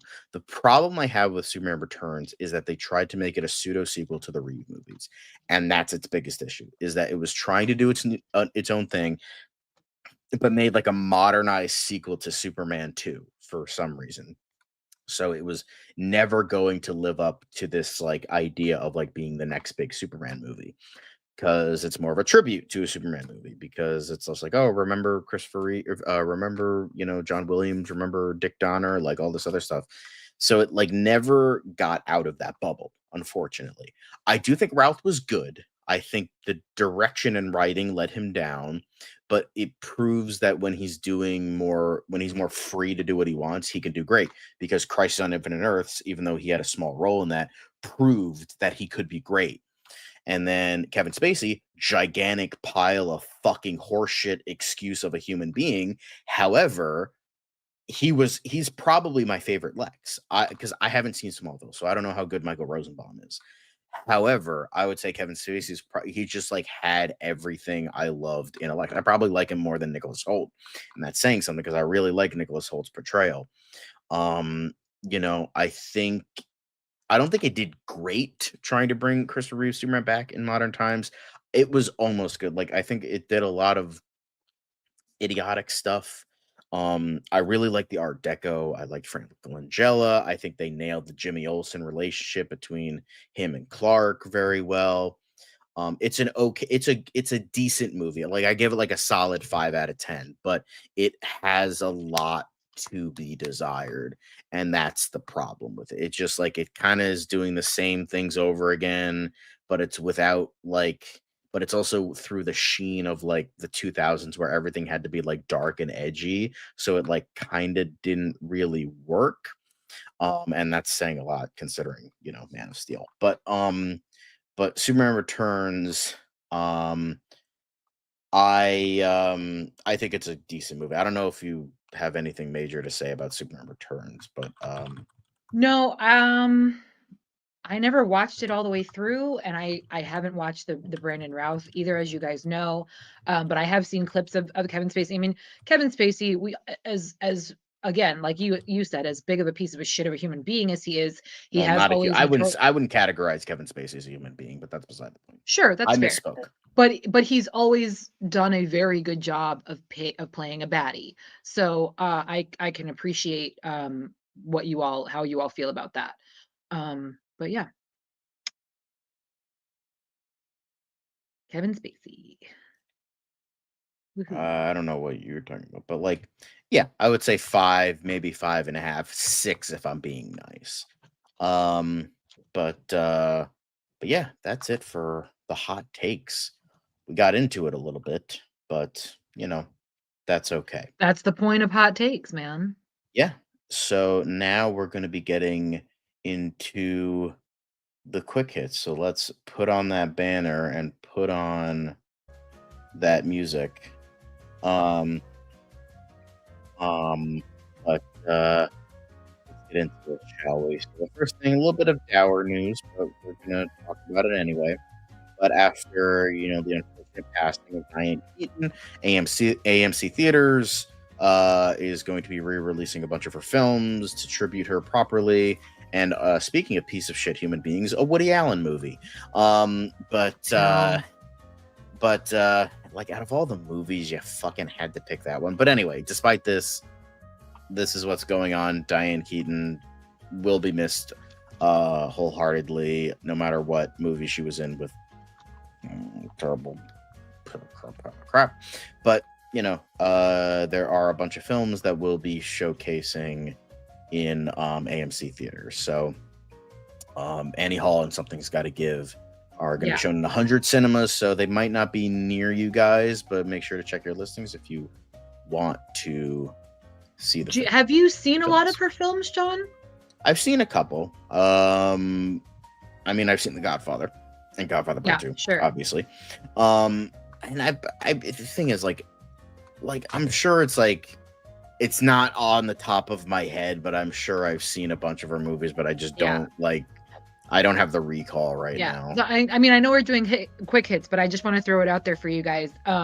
Baby Boom is not one a lot of people know. It's my mom loves Baby That is Boom. the best. That is Diane Keaton at her absolute peak, absolute best performance. It's not an ensemble film. It is literally Diane Keaton holding her own, whereas a lot of the other projects that she has been in are much more ensembles. Please, if you get the chance, find a way to find Baby Boom and watch that. It is so entertaining. And again, it is peak Diane. It is Diane at her absolute best. It's a great film. Please watch that. Also, the other one that my if you mom watch likes to any watch, of her films, please watch that. The other movie that my mom likes to watch with Diane Keaton a lot because it's for on TV so much was First Wives Club. Yep. Oh yeah. Baby Boom and First Wives Club are the two movies my mom. Something's Gotta Give is great as well. It's a really good performance of hers, but truly, I can't say enough about Baby Boom. Truly, right? You guys check it out. Of course. But moving on to other new releases. Crazy. Well, not re-release, but stuff getting released in a theater. But Frankenstein character posters reveal new look at gross. The man who fucks graves, Jacob Elordi, and the monster he is portraying in Frankenstein. So we got a bunch of pretty awesome character posters. But it was the fucked grave. He was the fucked grave. That's who it was. Fucked grave. I thought he was on the receiving end of that. So my friend told me wrong. Blame him. Because he made a joke about Jacob Elordi about fucking graves, and I'm like, okay, I'll use that. And he fucking swindled me. He did you wrong, man. He did you dirty. So it was Barry Keoghan doing the fucking. It was Barry Keoghan doing the fucking. All right. Okay. And apparently that was a spontaneous thing, and they just kept rolling. And apparently that person is in charge of a Wuthering Heights adaptation because we can't have nice things. But it has an all-star cast. These character posters look wonderful. And I cannot wait for this movie. I know everyone's like, oh, it sucks. I don't care. I'm fucking excited for this, and they can all suck along. I'm gonna see it, but frankly, now that some of the trailers have been released, I'm more looking forward to The Bride. I know we're gonna talk about, we shouldn't be comparing because it's different, but I'm really looking forward to The Bride. This, I'll see it, but I'm more for The Bride at this point. Honestly, yes. Honestly, you know what else seems like TikTok Citizen Kane? The Bride. Because it looks like the fucking haphazard editing and it looks like Frankenstein is hashtag damaged, rock. guys. No, it looks punk rock. It looks like a punk rock Frankenstein movie. Yeah, and those are words that I never want to hear spoken ever fucking. Oh, you're in my no lifetime. fun, John. It looks so bad. It looks so terrible. But anyway, no. I love Saltburn, actually. I never watched it. It looked stupid. Anyway, so Tilly's 90, Hugh Jackman rumored to be staying on as the MCU's Wolverine beyond Avengers. It's gonna be him. I feel like at this point, I want to see we need to do a running pool on this show. who's gonna break first? Is it gonna be RDJ or is it gonna be Hugh Jackman? Like, who is the one that is? Because I think it's like a race to the grave at this point. Like, who can outlive the other one in the MCU? Like, gang, both of them died already. But I'm saying in real life, like, truly, like, who's at gonna this make point it they're probably longer? gonna weekend at Bernie's his fucking corpse. I'm saying AI is gonna get its hooks on them both. And Well, according to James until we McAvoy, die. he says when all the actors are replaced by AI, you're still gonna have Hugh Jackman playing the role. They're gonna inject him with something, and he's gonna just be immortal like actual Wolverine. But you know, it's just kind of a rumor for right now. We hope it's not true. Nothing against Hugh. I mean, Hugh was great. No, truly, nothing against Hugh, nothing against RDJ. You know what it's kind of like? You know what this reminds me of? Like bringing him back for Deadpool and Wolverine, possibly bringing. It reminds me of the Simpsons, like current Simpsons. Like it's like you were so fucking excellent. You had a great run, but now you are squeezing the corpse of a. The milk out of the corpse of a dead cow. It's like watching your grandfather work, you know, to his death. It's one of those, like, you look at them both and you're like, just retire, please retire. Enjoy the rest of your fucking life. It's sad because That's it's like I want to remember you for greatness. Like Logan was the perfect swan song for him. It wasn't because the whole basis why I refuse to see Deadpool and Wolverine, no matter how great it is because Hugh like Logan was not just like, oh, Wolverine died. It was a swan song for Hugh Jackman as Wolverine. It had weight to it. It meant something. And now, despite Logan still being an amazing movie, you're kind of throwing that to the wayside. Absolutely. And it's just sad. Well, I don't have superhero fatigue, but I have seen the same actor in the same role over and like I get it. He was perfect. Again, I've said the same thing about all of the previous X-Men. Like, I don't want to see Kelsey Grammer. I don't want to see Femke Jensen. I don't want to see them do those anymore. Correct. Like, we've been there and we have done that and we have moved along. So, oh well. I agree. Oh, well. We're in agreement over this. But staying with Marvel, Vision Quest rumor may reveal finale revelation previously described as Marvel Dream. What the fuck does that mean? Meaning he's probably not dead, and all of WandaVision could have been a dream. So Terry Matalas, who's taking over for Vision Quest, said there's one scene in that finale that is like kind of a Marvel dream that I gotta do. So it's said that Vision Quest will end with Vision, his sons Billy and Tommy Maximoff, and Agatha Harkness learning that the Scarlet Witch is alive, of course, because nobody stays dead, because comics, which is kind of an intriguing little thing, and I'm kind of weirdly curious about this. It's got a really good cast. Well, and all of that was just so haphazard in frickin' Doctor Strange anyway. Like, it was just so sloppily done. Like, yeah. But like Terry Matalas, the man was literally given the worst pile of shit Star Trek property and turned it into fucking gold. So maybe he can do the same for this. Who knows? Who knows? But next up, apparently, Robert Kirkman, the creator of Invincible, has settled the Superman debate versus Superman versus Omni-Man versus Homelander debate. Superman sucks. Oh my god. Wait, you're telling me that the character you created is going to be the winner out of the debate between the three superhero beings? That's crazy. Well, yeah, that's crazy. And again, obviously he created this character because he was missing something in the others. So, okay. But I mean, I will agree You're that, right, you know, Homelander is 100% a weakling because he's a fucking pussy. But you know, it's just, it's Robert Kirkman, you're a fucking moron. Superman wipes the floor with both of them. It's not even close. That's just an object. Like, I understand like what Stan Lee said, like, who's gonna win? Whoever the writer likes more. I understand. So if Robert Kirkman is writing this, then obviously Omni-Man is gonna win. Or if like you're gonna have Grant Morrison come in and write it, obviously they're gonna have Superman win.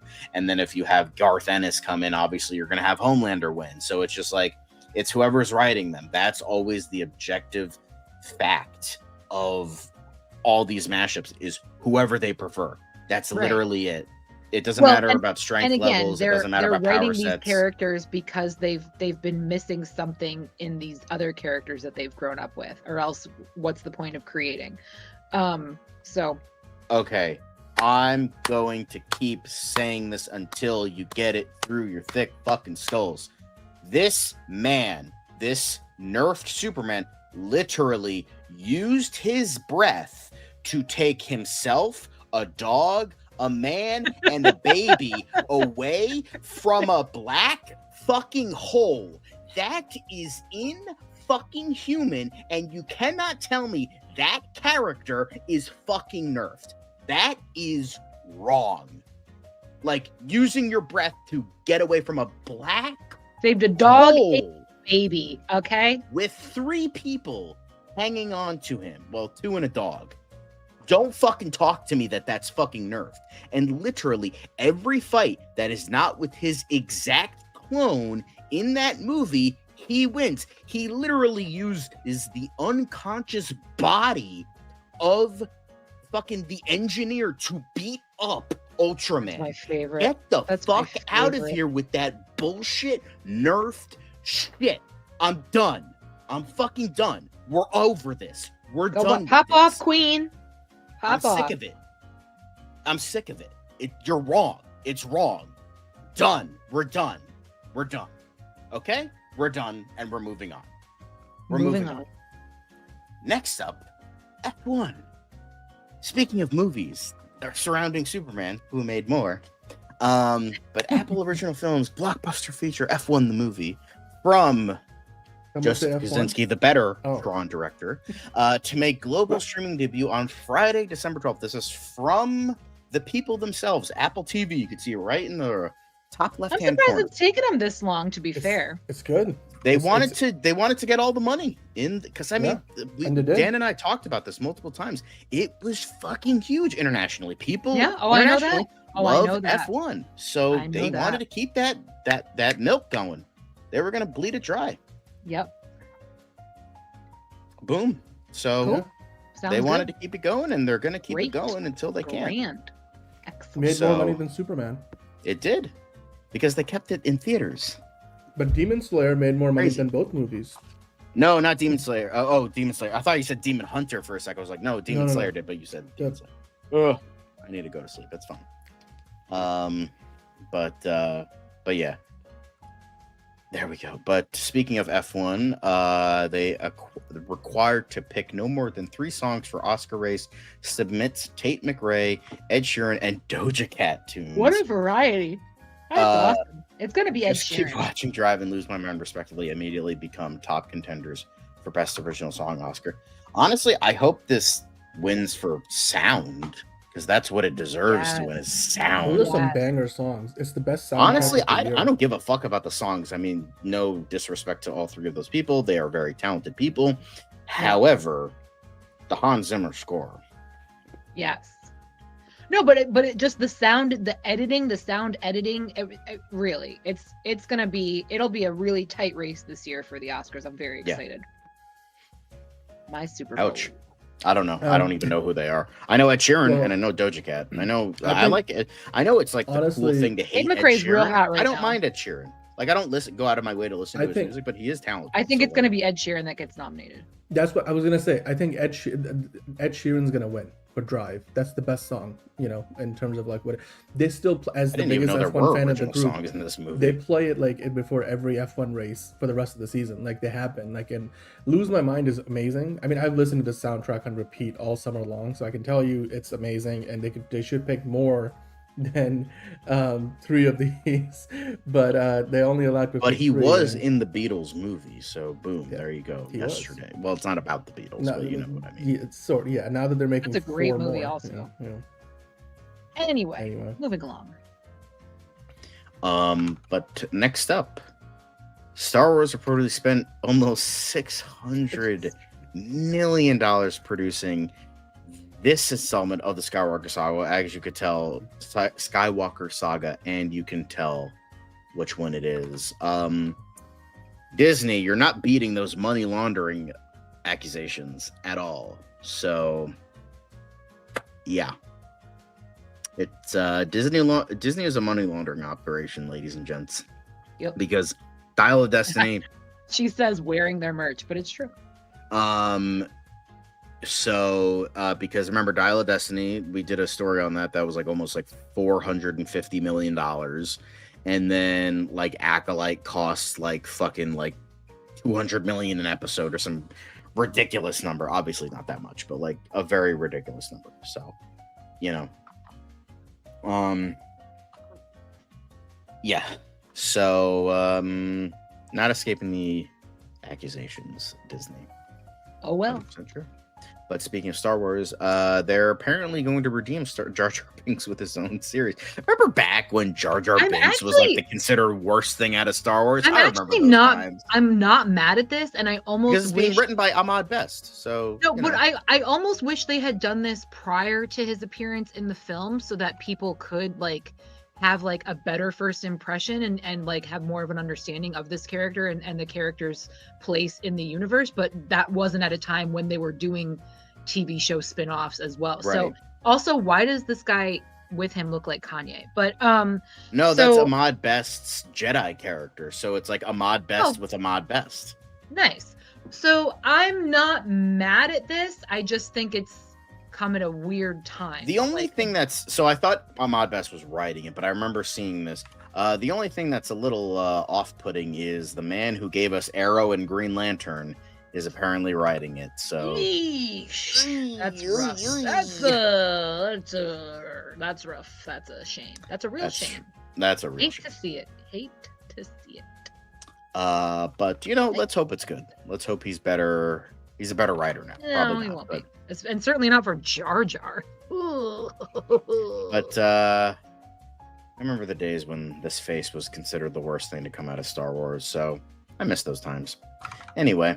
But apparently Orlando Bloom is acting again, I guess. Apparently he's going to have a boxing movie called The Cut with Outlander star Katrina Balfe and then John Turturro with Sean Ellis's feature will make its streaming debut on Paramount Plus after premiering at Toronto International Film Festival. Thoughts?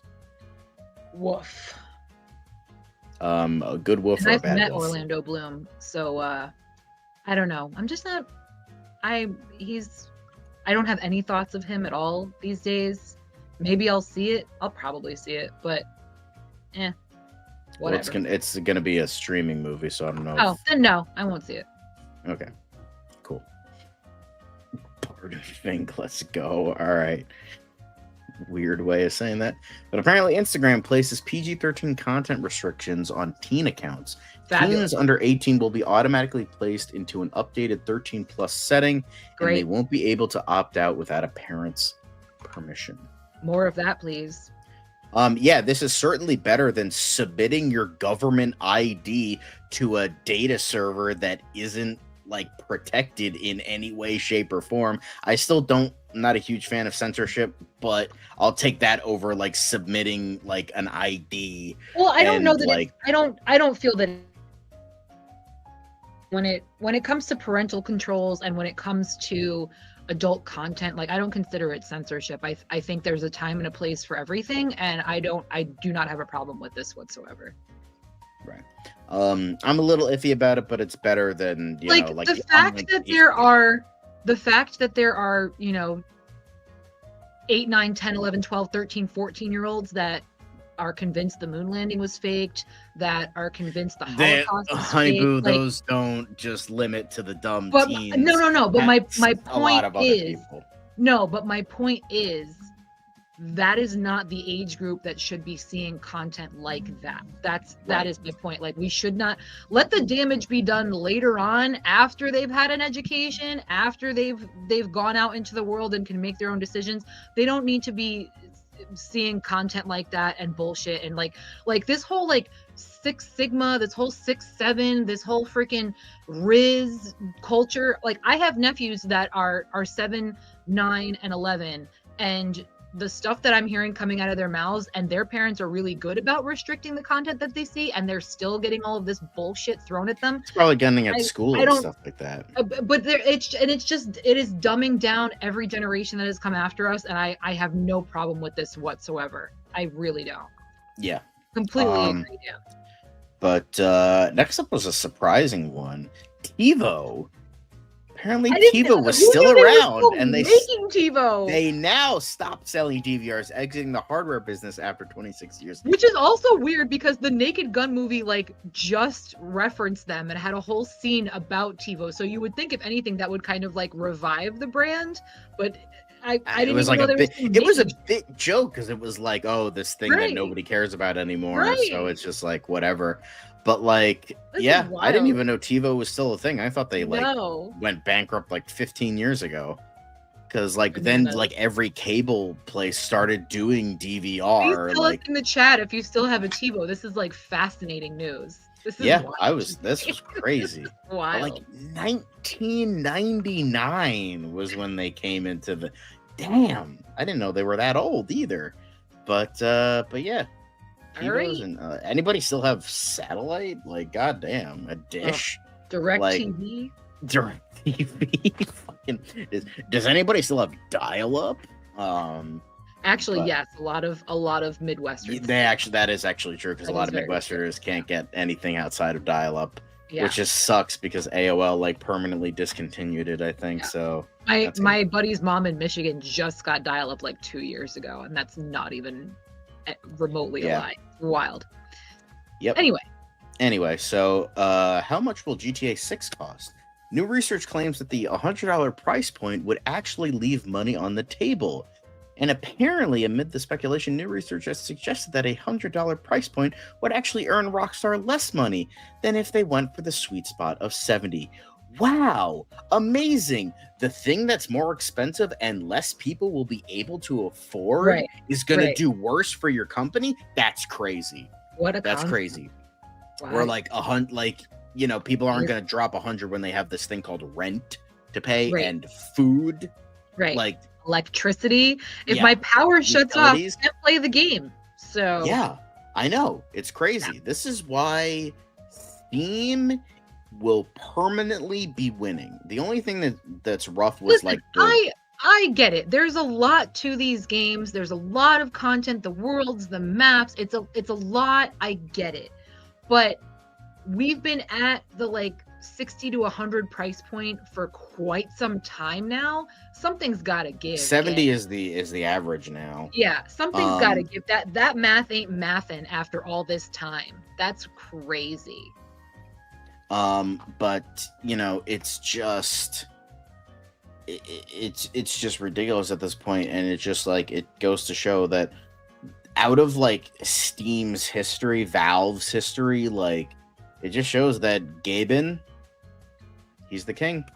He is 100% the king, and that will never change anytime soon. And he's probably going to upload his consciousness into the cloud, which I wouldn't mind because he's one of the 3 billionaires I actually like and is actually based.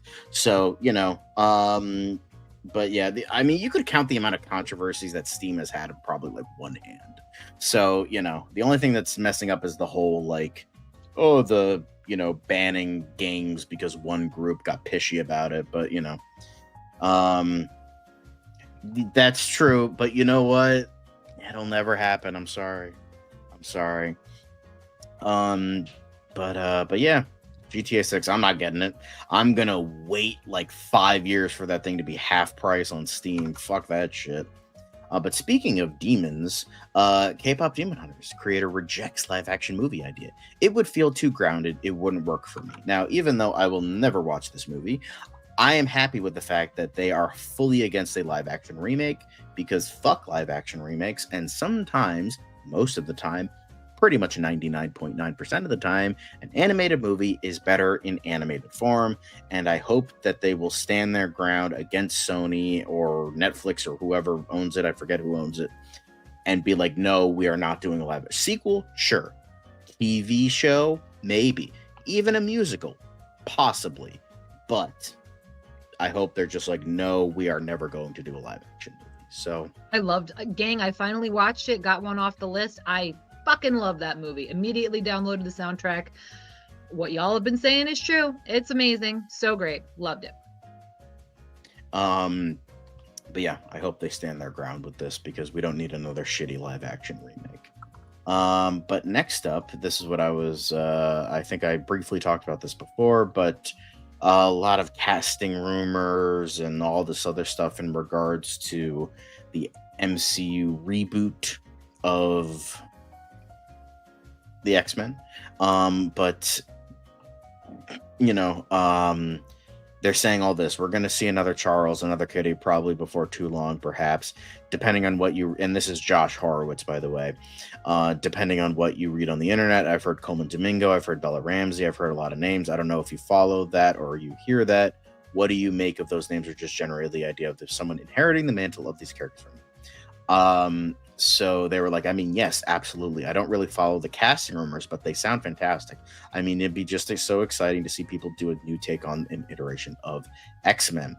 McAvoy showed his support for Domingo. Look, I'm excited to see what happens next. I was a fan before I was an employee, and I'll be a fan again. You want it to be, I just can't wait for it to be, oh no, that was going to sound bad. It's going to put a lot of pressure on people. Coleman Domingo sounds amazing.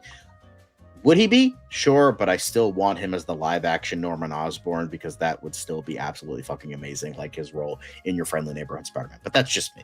That's just me because he fucking... Oh, God, he was so good in that show. Is good in that show. So I hope they keep that. Thoughts on this? Quick thoughts. Yeah, I mean, you guys know how I feel. Like, I don't like to speculate. I don't like to spoil things for myself. I don't like to talk things to death. But I mean, Coleman is hot as hell right now. Elliot, I just met Elliot. Lovely, absolutely lovely person. So I would be more than content if they came back, maybe to reprise their role, maybe to do something else.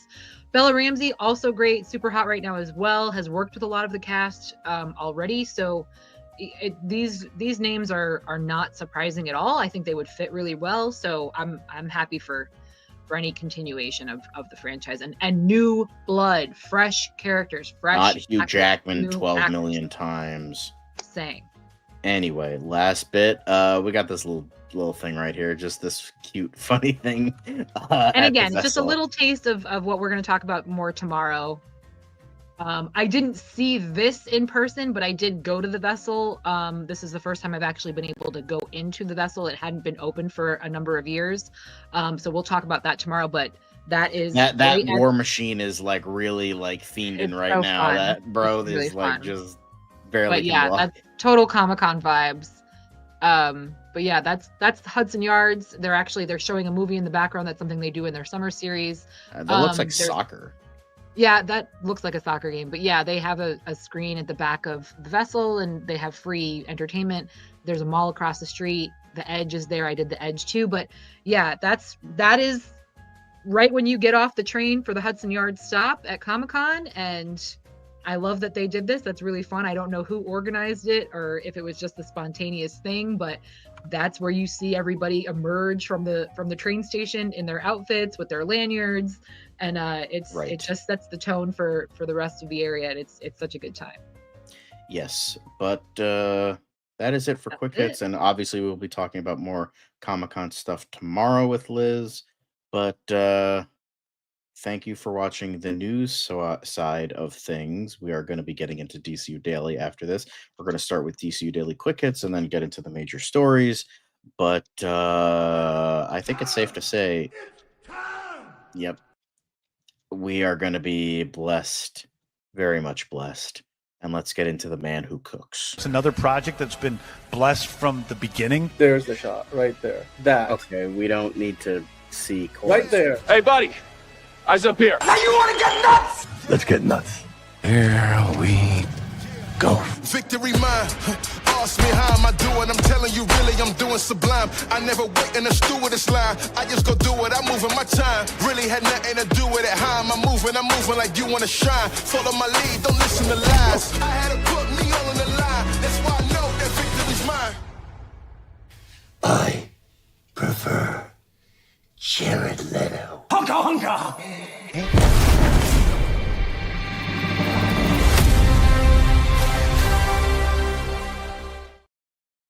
Hello, everyone. Welcome back. We're here to talk about all sorts of wonderful, wonderful DC news, but I am your host, John. Lovely to see you all. We're gonna be having a bunch of fun, and thank you, Caleb, for the honka honka. But Liz is still here. Hello. What are you excited to talk about, Liz? Are you excited to talk about anything in particular, or just mainly DC stuff in general? I mean, anything with Frank Grillo, frankly. So, yeah. I mean, that is very much true. I mean, Frank Grillo is pretty much pretty. He's pretty big. Well, not in Peacemaker because he's a piece of shit in Peacemaker now, but in general, he seems like a pretty cool dude. So we love to see it. So anyway, let's get into the first thing, which is unfortunate because we have to talk about another unfortunate death, but we got to talk about it because he is a legend. And the first thing is apparently the death of Drew Struzan. The man had been battling, I believe, Alzheimer's for the longest time, and he has now passed away at the age of 78. Probably one of the most legendary poster artists of all time. He did Back to the Future. He did Indiana Jones, and he even did. I don't know if you guys can see it, but my thing poster. He did that one as well. Another baller poster for Drew Struzan because the man was truly a legend. Yeah. And I mean, Stephen Shornay is also a really good one that does like kind of similar style. Um, but Drew Struzan truly made art out of something that many would maybe not even consider art. Um, but yeah, Drew Struzan, he is going to be 100% missed, and it's a shame, but he had been in pain for a long time. So Yeah. he is. I mean, It's just still a think about his. good long life too. Yeah. Well, and think about that legacy. I mean, one of the most copied, like he kind of set the foundation and changed the game for movie Mhm. posters, for movie art, cinema art, if you want. And how many times has he been copied, been, you know, parodied? It's just what a legacy he's left behind. Yeah.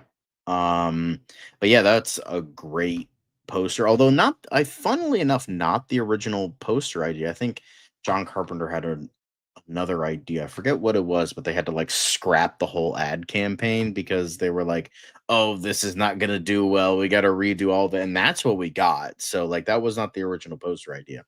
So yeah, 2025 has been a rough year, not a Pretty good rough, yeah. year. David Lynch, Gene Hackman, Michelle Trachtenberg. Oh God, and Diane Keaton now, Robert Redford, Drew Struzan. It has not been a fun year for the celebrities. So, you know, sad, but he did live a pretty long life at the age of 78. Not the longest, but I'm sure like he has an entire body of work that will be remembered for a very, very long time in many bedrooms across America. I know for me, at the very least. I did have a Back to the Future poster for the longest time, but I put it in storage for a while, and then when I opened it up, tape got attached to the poster, and when I opened it really quickly, rip. So I had to throw out my Back to the Future poster, which was very sad. But I still have my Thing poster, so that's cool. Um, but oh yeah, Ozzy Osbourne too. How could I forget? Jesus Yeah. Christ. Yeah. But yeah, let's move on to bigger and better things. But speaking of posters, someone did this kind of Drew Struzan-esque poster for Peacemaker, now the show that everybody hates, according to a certain someone that is no longer in the chat. But we still like it here, and that's all that matters. And if you don't like it, well, cry harder. But and what are your thoughts on this? I got Frank I Grillo in a prominent I part know, of it, so I'm I sure you do like really like it, that. although the Peacemaker in profile really doesn't look like John He Cena. does. They Yeah, have a now good that I'm John looking Cena. at it, he doesn't look Yeah, very they've got John a good John Cena-esque. Cena down in the corner with Harcourt, but Yeah, I do like it though. I think it is It's a beautifully little bit made. too soft for Cena. He has more Yeah, like a he bigger needs chin and sharper jowls and features there. stuff. But it still looks good. Still looks really Yeah. good. Yeah. Um, but yes, let's move on to our next quick hit, which hang on a sec. Gotta cancel out some stuff. But funny thing in regards to Frank Grillo, unfortunately, I can only go in so much, but let me full screen it. But he was talking about how like he, was like, I'm one of the I arrested Superman, and then he also fucking shot down he arrested Captain America too. Like the man is like winning for villains, that is. Strong arm of the law. That's pretty awesome. Gotta love it. Let's before we get demonetized. But absolutely love to see just Frank Grillo is just killing it. Fucking killing it. And we'll see where he, ends up for the future of the DCU. Frank Grillo will arrest you, most definitely. That's right. And he's fighting with Sly on Tulsa King. So, Ooh, hot. It's on Paramount Plus. I don't know if you have Paramount Plus, but It's on the list. Yes, I do. my parents say Tulsa King is really good. Well, at least my I've dad. heard nothing but says good it's good. things. I've heard nothing but good things. But we move on to our next quick hit, and now we move on to more Batman news. Apparently, Batman Cape Crusader is going to have a very different take on the Joker, which either it's going to be really supremely excellent or fall to the wayside like Joker Folie à Deux. So, so showrunner now co-runner James Tucker, because the previous showrunner left. I think Ed Brubaker, he left after season 1, so now it's going to be helmed by James Tucker, and they were like, so the direct had this to say: season 1 brought a reimagining of Harley Quinn that felt particularly fitting because of her origins in Batman the Animated Series. Now that we've got Joker on the horizon, are we looking at a similar take on such a classic character, especially because of how iconic Mark Hamill's Joker has become in mainstream Batman media? Tucker has said, I think it'll be a new take on the Joker for people who only know of If Joker Begins with Mark Hamill and Jack Nicholson. This take on the Joker will be very different from them. But for people who've read comics for a long, long, long, long time, it won't be. I think some people will recognize it and go, oh, I see what they're doing. And other people will go, wow, this is different. But I think it's all Joker. Now, if I were to take a guess, what that means, I have a strong feeling they're probably going to go with the Golden Age version of the Joker, who was less of like a mentally insane individual like the Bronze and Modern Age brought in, and it was essentially a gangster in clown makeup. That's essentially who he was. And kind of what they tried to do with Jared Leto, but like a modernized gangster, but it like just didn't fucking work. So yes, Bruce Timm, James Tucker, Matt Reeves, and Jar Jar are all on Cape Crusader. So yeah, it's essentially, yes, they're like, it's unrestrained, and it's still not as good. So, but yeah, I'm probably still gonna watch it, but I'm just not incredibly excited for it because the first season was just so painfully mediocre that I just didn't really care for it. I don't know if you ever watched this when this came out, but we did a review on the channel way back when. So if you want to watch it, by all means, go and watch it. Me and Bridget did a review on this. So, okay. I'm sure that's what they're probably going to do with the Jokers. That's going to be more Golden Age to fit with the rest of the aesthetic for the show. But I thought it was just kind of a mediocre show. But I'm curious about season 2. So we'll see. Okay. Who was killed in 2 issues? I don't know what you're talking about. Probably not, because DC just hates their animation like part now, so like we'll see. Yeah, it does need to get rid of Bruce Timm and bring back Paul Dini, because Paul Dini is base and Bruce Timm is a little bitch boy who fucking can't make it on his own. So, yeah, Burnett too. Fucking Alan Burnett. Bring back Alan Burnett. Pretty much in terms of the trio of behind Batman the animated series, Bruce Timm is the fucking worst. Get him and his weird fart fetish out of here. Fuck out of here with that shit.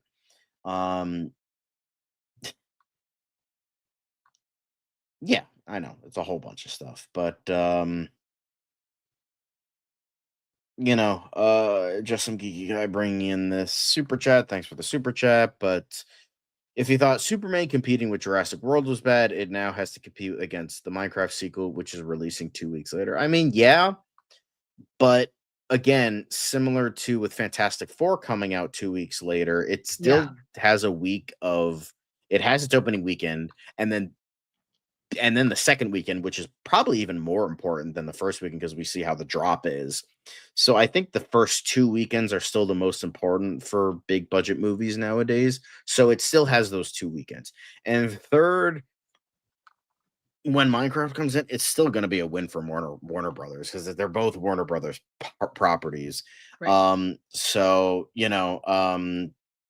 It's but like here's the thing. I think in regards to that aspect, I don't know because I'm still on the mind of like Minecraft. The Minecraft movie was a Gen Z farce in a way where it's just like it was a run and because like here's the thing, here's what's gonna happen here, and I know because I see the trends of I I see the trends of all this stuff, of all these like movies that that reach a certain generation, usually the younger generation, and then they try to redo that formula again and again and again, and every time after the first one it just doesn't work. Like, and I'm not just talking about like, oh, the sequels are bad. That's not necessarily the case. I mean, sometimes it is, but when it's a movie like this where it's like a movie that's like bred um it breeds like it's just like a trendy thing. Like, because here's the thing, we were all young once. Like, I know some of us forget that we were all stupid young kids at one point. We have the attentions, and this has always been a thing, at least in the internet age. Like, yes, obviously people will blame TikTok and all that shit, but the problem is kids and teens have the attention spans of fruit flies. They see a pretty thing. Ooh, look at this pretty thing. I like it a lot. Oh my God, it's huge. And then they move on to the next thing. That's what I think it'll be for the Minecraft movie, especially the second one, because it's already done. Minecraft's done. We're at least on the big screen, it's done. I know Minecraft is still the best-selling video game of all time. I was literally just playing it yesterday. I love Minecraft. I love playing Minecraft. I love it too. Yeah. But in terms of like like chicken jockey, lava chicken, all that fucking shit, those were memes. Those were trends and memes, and they're done now. Now it's entirely possible they could like get lightning in a bottle again, but I don't think so. I don't think so. Now, will it be a good movie? Maybe. I mean, the first one wasn't a good movie, but like, I'm sure they could rekindle some things, but with how like the people that brought that up to a nearly $1 billion movie, I think they're kind of done with it, but we'll have to wait and see. And I'm not just saying that because like, oh, I'm a Superman stan, Gunn is God, blah, blah, blah. That's what I see in terms of like trend movies where they're like, okay, and you know what? Warner Brothers is going to be more meddling into the movie. They're going to try and do things their way. They're going to do this, that, and the other thing. And then when there's more studio meddling because they're trying to redo another hit, it usually ends up for the worst. That's what happened with Mortal Kombat. Mortal Kombat, the first one, they were hands off because they didn't care. And it was a great movie. And then they were all hands in on Mortal Kombat Annihilation, and it sucked. So, that's just kind of the stuff I see. Anyway, kind of a side rant. But now we're gonna move on to the next thing. Apparently, screenwriter Jeremy Adams has confirmed that Tim Drake will be the Robin in Batman Nightfall, and it's like, yeah, no fucking shit. He was the Robin when the original arc came out in the 90s. So, not really much of a huge news story, but I don't know what your thoughts are, but like it seems pretty obvious to me. Liz, I don't know if you I have anything. Nope. No, none of this means anything to me. Right. Okay, then we will move on. Sorry. But here's a good thing that I know you'll have an opinion on, but Jim Lee being based, I'm not a huge fan of Jim Lee, but I know that. I will admit that he has, broken clock.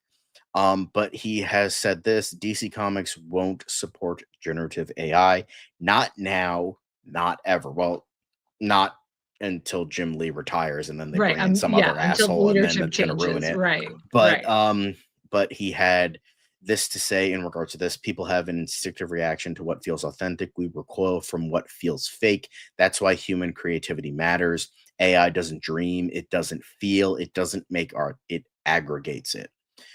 Anyone can draw a cape, anyone can write a hero. That's been around as long as comics have been. It's called fan fiction, and there's nothing wrong with fan fiction, but Superman only feels right when he's in the DC universe, our mythos. That's what endures. That's what will carry us into the next century.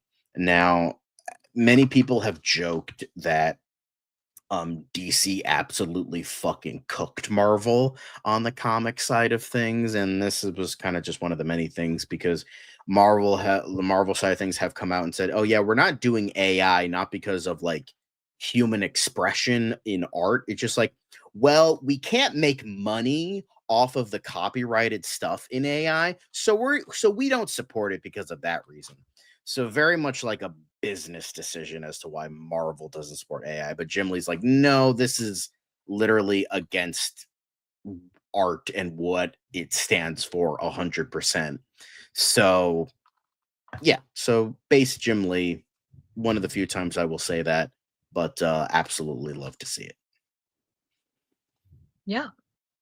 Awesome. But question for me: if we one day manage to make AI sentient like a human, do you think then it would make great art? Art is No, subjective though, but also art is subjective. that's a long, dubious conversation that is more than a show where we talk silly things about comic books. So let's not get into that. I would say I'm just going to give a very, very, very short, definitive answer and say no. But there is a lot to unpack there, and I don't think we Oh, have the here comes time Dan with the for it. hot take for the hot take, Dan. No, I think it would. No, it is a long conversation. All I was gonna say is we kind of just soft launch memberships, and that could be a membership special to get into it. We'll just like go for an hour and just debate it, bring in That would some be other like a folks. 6-hour conversation. I don't know what you're Like a talking six, we could about, do like but 6 parts. We'll do like 1 hour a week for like a month and a half. Like maybe each episode will be longer than each I don't episode of Peacemaker was. I don't hate So Jim Lee. It's just like I feel like he's just one of those guys that's kind of up his own ass a little bit. That's all. I don't think he's horrible. I mean, I'll take him over fucking Dan DiDio any fucking day of the week, 110%. That's not saying much because Dan DiDio could fucking chuck rocks, but like, you know, still like it just Jim Lee is a little too up his own ass a bit sometimes. So, you know, get this clanker talk out of here and let's move the fuck on. But Chris O'Donnell and Alicia Silverstone reflect on the challenges making Batman and Robin. So Alicia Silverstone had this to say.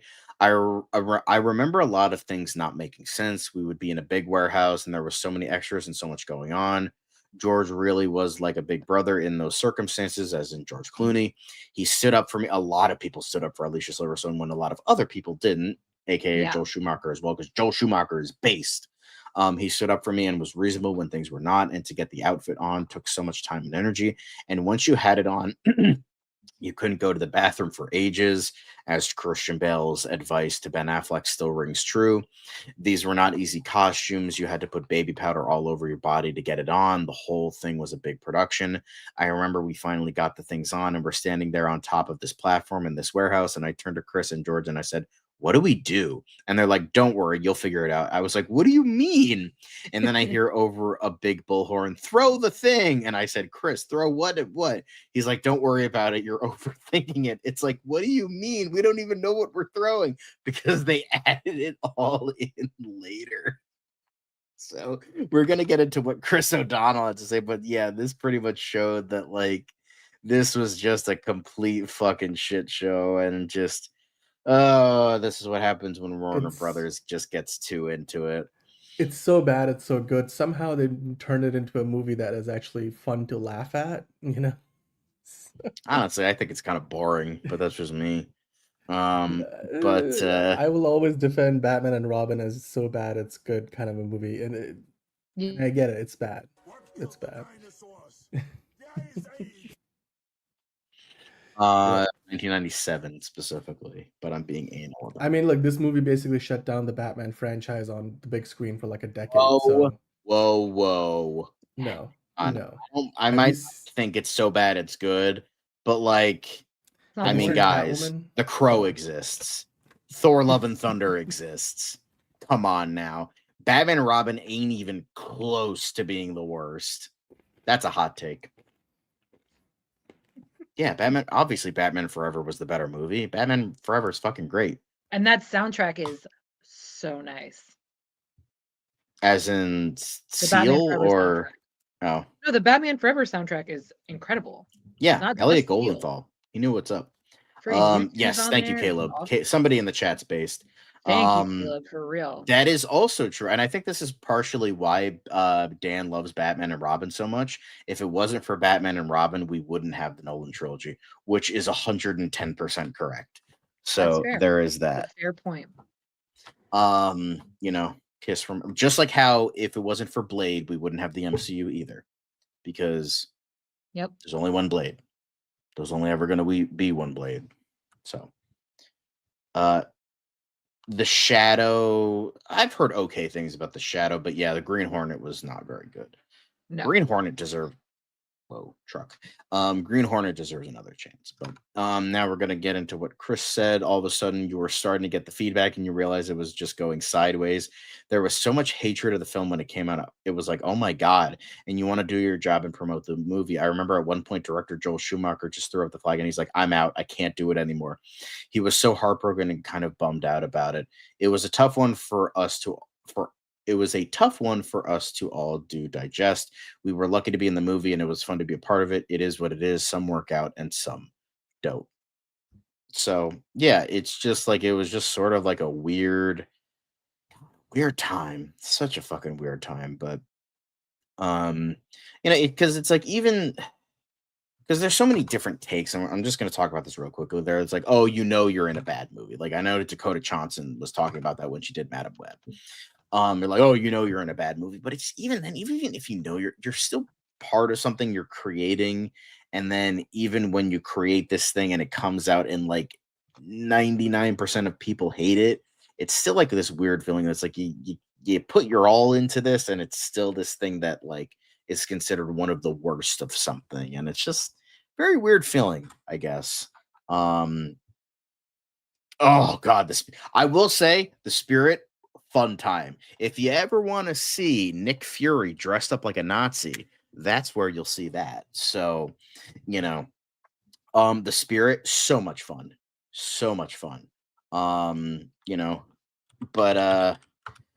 yeah, it's a lot. And I feel bad for Alicia Silverstone and Chris O'Donnell, definitely Alicia Silverstone, because she was ridiculed relentlessly on that set, and Joel Schumacher reamed everybody out for being pieces of shit. So, gotta love Joel Schumacher.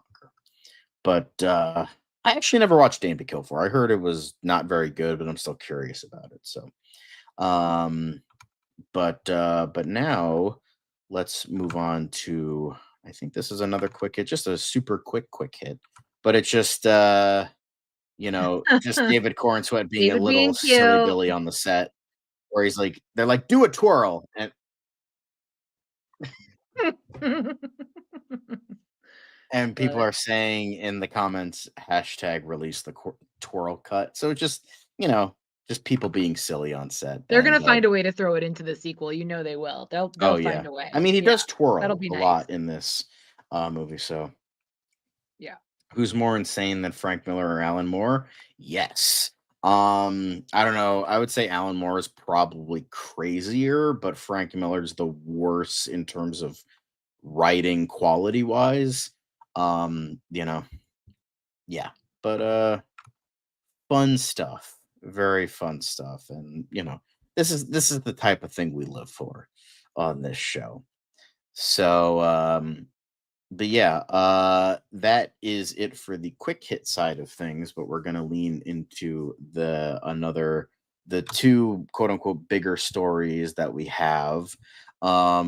Which is, let's get into this part. And it's, in light of a certain thing that happened with James Mangold, James Gunn is saying we'll see what happens when James Mangold has gone from Disney to Paramount because and we're going to show the article real quick. We covered this like very briefly on the show. I don't think we even had an article for it. Where James Mangold has gone from slobbing the knob of Bob Iger to now slobbing the knob of David Ellison at Paramount. So here we are, and James Gunn is like, we'll see what happens, but yeah, not great. But he had this to say, in regards to people asking if Swamp Thing was dead. And he's like, no, it doesn't. No. Is he still hopeful about the movie? And he said, yeah. I mean, yeah, totally. Absolutely. Yeah, we've talked to him. He's still invested. So we'll see. Some things take a long time. We'll see what happens. So even though Swamp Thing isn't dead, it looks like this is probably not going to be happening anytime soon. Now, obviously, with the contract at Paramount, I'm sure Dan knows the business side of things better than I do. I'm pretty sure he can still make movies for other companies, unless it's in the contract that he can't. But I'm sure that in the comics, yes, the Rick Veitch comics that are finally going to get resurrected and end his run properly. So there is that. I'm sure it tastes gross. I don't think he washes down there. But I think I hope it doesn't come out when I'm 80. Honestly, yeah, I hope so. I hope so neither, but I hope Mango kills it. Yeah, I mean, I hope so too, but I'm not really holding my breath in terms of the whole Paramount deal. But if you don't know what we're talking about, James Mangold did sign an overall deal with Paramount. But yeah, I think I don't think it said specifics in regards to how many he was doing or what things were, but it's whatever. I don't care at this point. Fuck James Mangold. He's a bitch. Non-exclusive deal would definitely reduce the chances of Mangold is making Swamp Thing anything. Because he is trying to make Dawn of the Jedi at Disney. I don't know if that's still happening, but he is gonna be James Mangold replaced Tom Cruise as Paramount's golden boy as Tom Cruise went to Warner Brothers. So I mean, that's the rumor, but apparently Warner Brothers did deny their opening bid, Paramount's opening bid for the company. I'm sure it's not going to be the end of it, but we can breathe a little bit easier for right now. Lizz, welcome back. Okay. Yeah. I don't think that'll be the case for right now, but we'll see. Yeah, they're working on a script for it, but I don't think they're going to be doing that. We're actually going to be getting into that very soon, but yeah, that's it for the first big story we have. But unfortunately, Lizz does have to leave us right before the final story because Well, we can get into it. We can talk a little bit. I can okay. Around. Well, I don't Just want 'cause to I haven't been a part of the conversation yet for that, so I don't mind. But James Gunn was talking about the negative Peacemaker reactions, Blue Beetle expectations, Martian Manhunter theories, and more. So Gunn was asked, apparently, if he has taken note of the criticism of the show in the finale and responded, "Not everyone can love everything. I love the episode, but I understand that not everyone does, which is completely fair, understanding that not everyone is going to bending to his will and doing that. So obviously there's that. Hello. But I think another fan asked Gunn about the perception that the finale lacked big surprises and the popular theory that former Argus, now Checkmate agent Langston Fury is really Martian Manhunter in disguise. He isn't. I don't He get is that. not. Don't Nope. really don't think there aren't big reveals here, including Checkmate and Salvation. But in a recent interview, Gunn all but confirmed that we will see Jolamar Duena as Blue Beetle in the DCU at some point, with many assuming that he's referring to Peacemaker finale specifically. I never said Blue Beetle was going to be there, which is true. I said people might be in luck who want to see Blue Beetle again. And then finally, Gunn discussed Frank Grillo's Rick Flag and his apparent villainous turn and the notion that he hates all metahumans. Rick doesn't hate metahumans. He's afraid of the power some metahumans have dictating world politics, as started by Superman and the Justice Gang, especially Hawkgirl, and mostly afraid of how difficult it is to contain metahuman criminals. Sidney Happerson, hates all metahumans and maybe Otis and Lex, but Flag just wants a way to protect Americans and goes about it in a callous fashion. Oh, and obviously he hates Peacemaker for killing his son. So there is that. So here's the John, I'll just add to this. Like all of that is everything else I understand. We have talked about it at length. Checkmate and Salvation are pretty big reveals, mostly for like the insiders, like not insiders as in like it's more for hardcore fans, not for the average fan. They wouldn't know what Checkmate's value is. Like Lizz wouldn't know like what Salvation and Checkmate would be. So I mean that's geared towards the hardcore fans. What I worry about, and this is my critique of all the things James Gunn said, if you scroll down to that last paragraph, I shouldn't have to listen to the podcast after the finale to understand. No, sorry. If you go up there, I think it's where he's talking about Frank Grillo, and Rick Flag Sr. I shouldn't have to watch the podcast or listen to a Q or read up the Q&A on Threads after the finale to hear from James Gunn that Frank Grillo Sr. Oh, sorry, not Frank Grillo. Rick Flag Sr. is still a bit of an in the gray character. These are his motivations. This is what he does. This is what he doesn't do. It's the whole thing of show, don't tell. And that's my problem. That's because fair. I'm like, I don't need that explanation, because clearly if you just go off the show, Rick Flag Sr. just went dark to the dark side. Like he just went from being in the grays to being completely a bad guy. And a lot of that nuance is not apparent. And I'm not saying it needs to be there, because if they're going to do it in Man of Tomorrow, that's fine. But it's also that thing of, again, how connected is this going to be? Is Peacemaker Season 2 now homework to go watch Man of Tomorrow, which James Gunn has said in the past that he doesn't want to create, and it didn't take very long to get to that point, it seems. So those are just some of my criticisms. It's just, again, he's a human being just as much as anybody else. So, but the fact that he's been seemingly over promising and under delivering of late with some of these things, not to mention now it seems like most of the time when he says this is the best thing ever, it's more of his opinion than something that we can take at face value. Mm-hmm.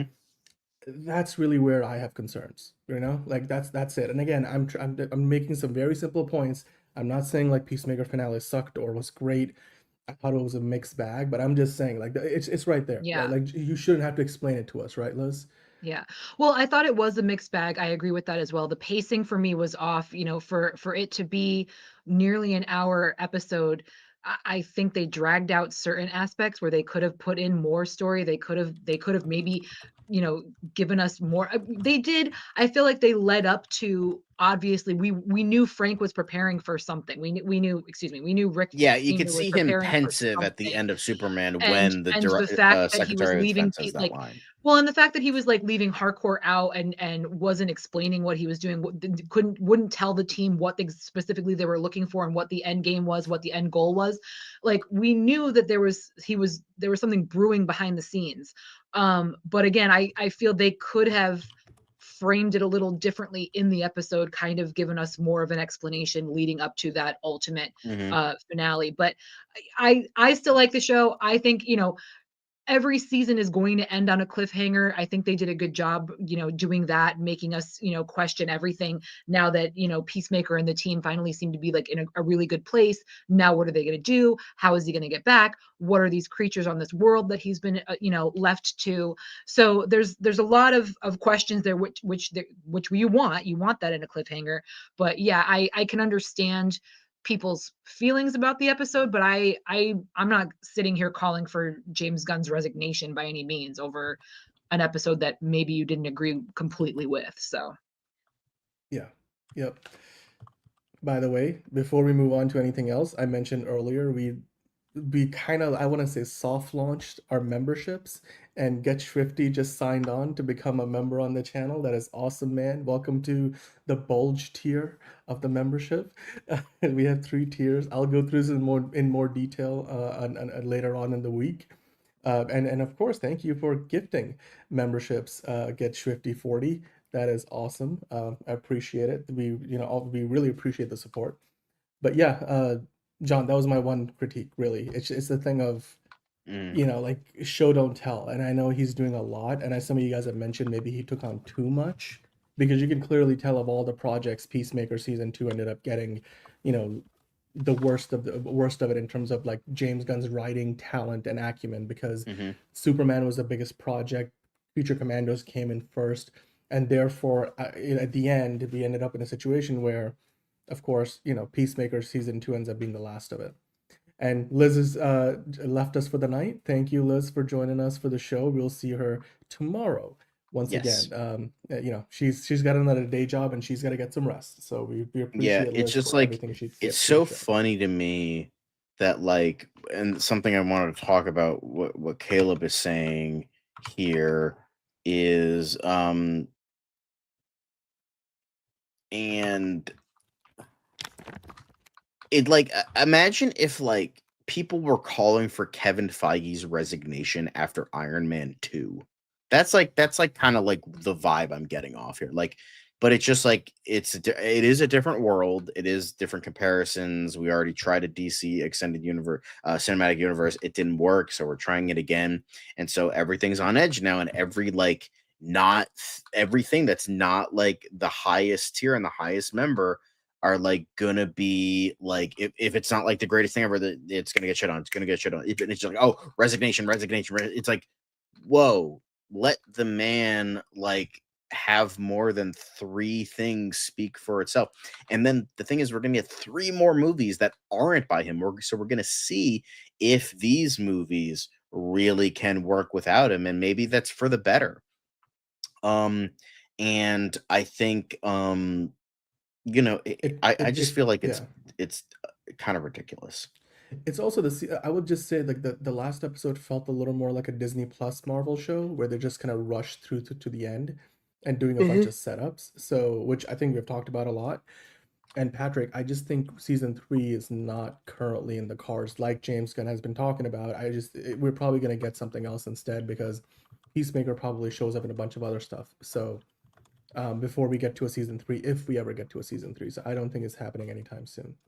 No, I mean, he said it's not. So, like, I think exactly. But like, going into what we're talking about here a little bit is there was a rumor that the rumor, quote unquote. Yeah. Yes. The whole rumor that, what I was essentially talking about is essentially, this one failure of this rinky-dink fucking TV show is like, that means it's a failure, so it's just like, as Stephen He would say, just and this was brought by like fucking Cosmic Book News, which has been habitually like, this makes Jeff Snyder look like a lost art form.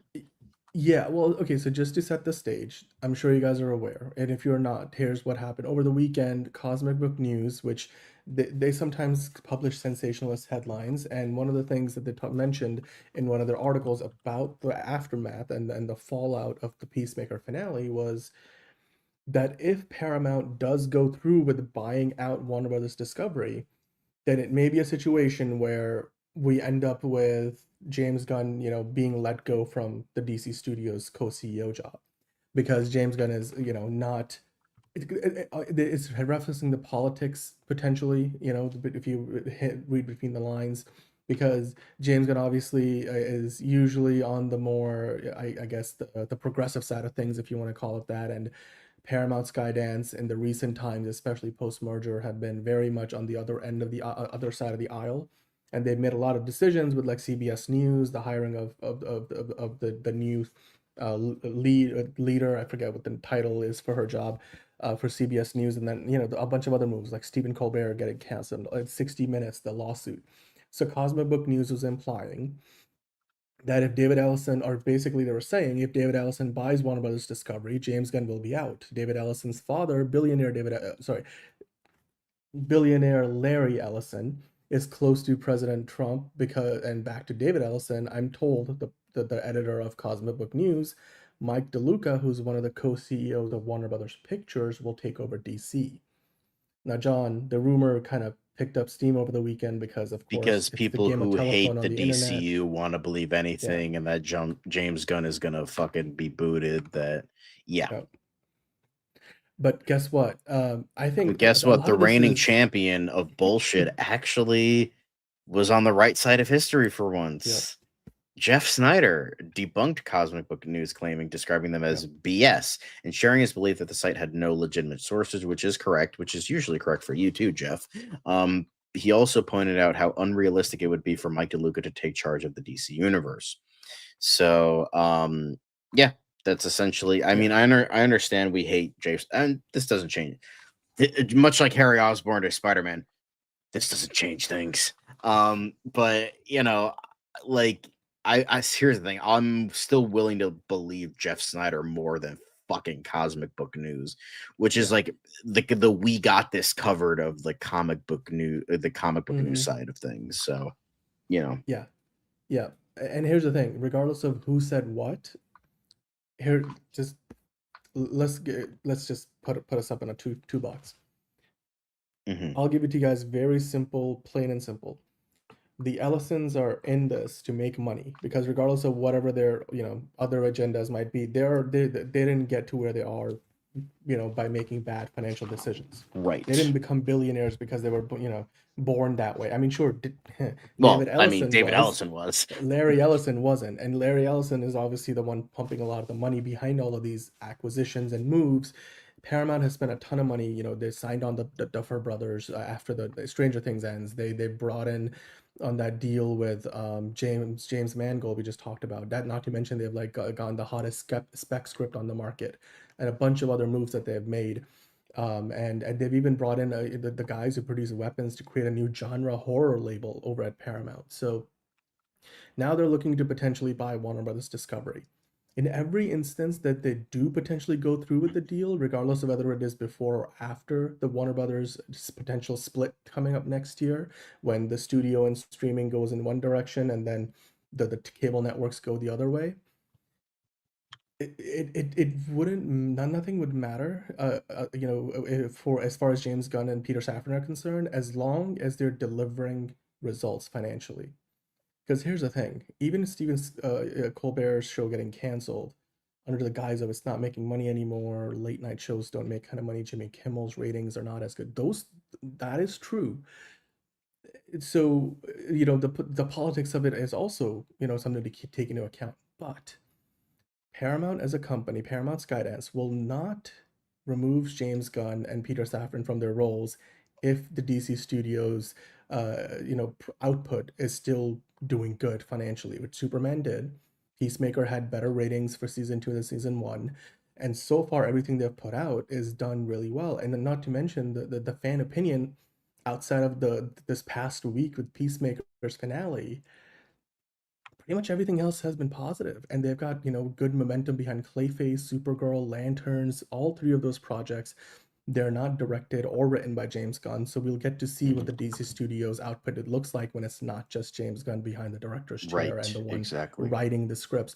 So as long as those 3 movies do well, well, 2 movies and the TV show does well, and then the fact that they're going into production on Man of Tomorrow next year, if they're making money, that's what it comes down to. Follow the money. If they're making money, and if they can follow through with an effective adaptation of the DC's Salvation storyline, not to mention probably the million other things, the crisis story that it leads into and all that, they're not going to remove James Gunn from his position. And that's really what it comes down to ultimately, John, because as long as DC is doing good financially and James Gunn and Peter Safran are delivering the goods, they're making money, and they're continuing to improve the reputation of DC. Like, for example, DC, I think for the first time since the Dark Knight trilogy era, had the highest grossing superhero movie of the year. That Marvel didn't have it in like almost 20 years. Not to mention, you could firmly tell from a PR perspective, state of which universe is doing better right now. The MCU was not in the trash, but it sure ain't where it was 5 years ago. Whereas the DCU, or the DC brand, has gone from being way down in the trash can to now they've climbed out of the trash can. Sure, the MCU might still have more clout, but you could tell in terms of momentum, DC has got that this year. So it's one of those things where, regardless of how you feel about Peacemaker, the thing is, like JC was saying in the chat, Peacemaker also is a show that's not that big compared to something like Superman, which a lot more people saw. So regardless of how you feel about the finale of Peacemaker, I think overall DC has done really well. Like, if you look at the state of DC this year, the DCU, I think you would, if you wanted to give it a 5-star rating, I would say right now it's a 3.5. It was 1.2 a year ago. And that to me is really the key. I don't think James Gunn is going to lose his job as long as that continues to go the up. greatest, but that's just me. So there you go. That's my take, John. What do you think? Yeah, I think here's the thing, like, I just can't believe anything good anymore. Like, I'm just thinking of the worst. Like, just when things start to get going, it's like I'm just thinking of like all the worst things possible. And that's, like fucking Netflix buying DC, and them getting rid of James Gunn and putting like fucking like Amy Schumer in charge of DC, and then we just get like Harley Quinn like duology trilogies, and like just the worst possible shit happening with this brand. And that's the only thing I can really think of right now. Now, you do make sense from a business side of things. So that is something, but I can't, I feel like I just can't be optimistic about any of this. That's a personal thing, but I don't have an inner knowledge of all that stuff. So, Yeah. but that's just me. Yeah, and as far as like the whole JC thing, asking about, was it a mistake to start with lesser known characters? A little bit, not entirely, but a little bit. And they're definitely doing some course correcting by fast tracking the Wonder Woman script, so you can tell they're trying to get those bigger characters in and mix them up a little more evenly. Because David Zaslav probably told James Gunn and Peter Safran, we can't just do like the Authority next, because nobody knows the Authority. And when Marvel did it, it was like their one big risk after like 8 big other movies with the Guardians. So, I think James Gunn has learned quite a bit in the past couple of years. He'll tell you himself. He has said that himself. So, yeah, I think at the end of the day, James Gunn's job is currently, as of right now, safe. Are we a few steps away potentially from him, saying the wrong thing under new ownership that he can get let go? Sure, anybody could. Like John Yeah, could say a something stupid thing really at work and you profane can and get piss me fired. off. That's true Yeah, for exactly. anybody. And I'll fire John. I'm just kidding. We'll not do that. We have, yeah, exactly. I mean, we have said some pretty crazy things on this show. We've said some fucked up shit on this show. Don't quote us on that. But anyway, yes, and any, like at any job, like if you do something bad enough that goes beyond the policies of the company and what's acceptable, and especially when you're a public It's not like figure, that's what people are like, oh, it's against free speech. It's like, no, only when the government gets involved. That's what happened with Jimmy Kimmel. But if you say something stupid under company time and you get fired for it, then that's just consequences of your actions. That's all. Yeah. By the way, I think 2028 is probably the earliest we see a Wonder Woman movie. Right. I wouldn't put money on it just yet, Patrick, but that's the earliest. All right, with John, with that, I think we're gonna wrap up DCU Daily because we got a tier list Tuesday to do, and it's already Wednesday on the East Coast. But those of you guys watching from the West Coast, still Tuesday. So we got some tier list coming your way, and it's gonna be the Halloween movie franchise. It's gonna be 4 hours long. I'm going into October. deep shit here. We're ranking, what is it? Was it 13 or 14 13 movies? Halloween 13 movies. Yeah, I had to do the painstaking work of making all the graphics for I it, but John apologize. did the research. I'm so sorry. It's all good. All right, so guys, with that, let us know in the comments down below what you think about James Night, Gunn's Job Ron. Security. Good night, Ron. And of course, if those of you guys sticking around, join us on the Tier List Tuesday. We're going to be talking about the Halloween movies. And then, of course, if you haven't already, go vote for Fancast Friday on the community post section on YouTube. And if you want to join the membership, get in on the ground level, join the Bulge, and then I think the highest level is the family level. So you can just work your way up the different tiers. Did you say family? I don't have friends. I got family.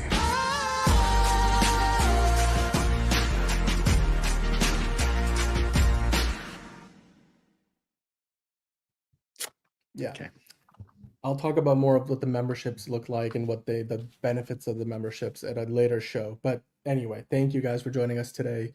John, with that, I believe we have been blessed not only at the end, but also at the beginning. And with James that, Gunn. we'll see you in a few minutes on Tier List Tuesday. It's another project that's been blessed from the beginning. There's the shot right there. That. Okay, we don't need to see Right there. Hey, buddy. Eyes up here. Now you want to get nuts? Let's get nuts.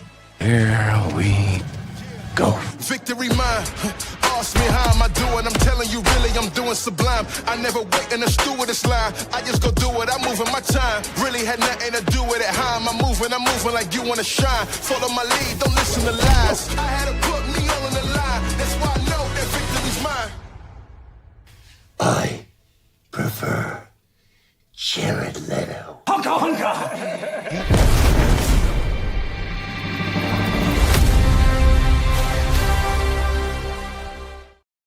Fuck cosmic book news instead.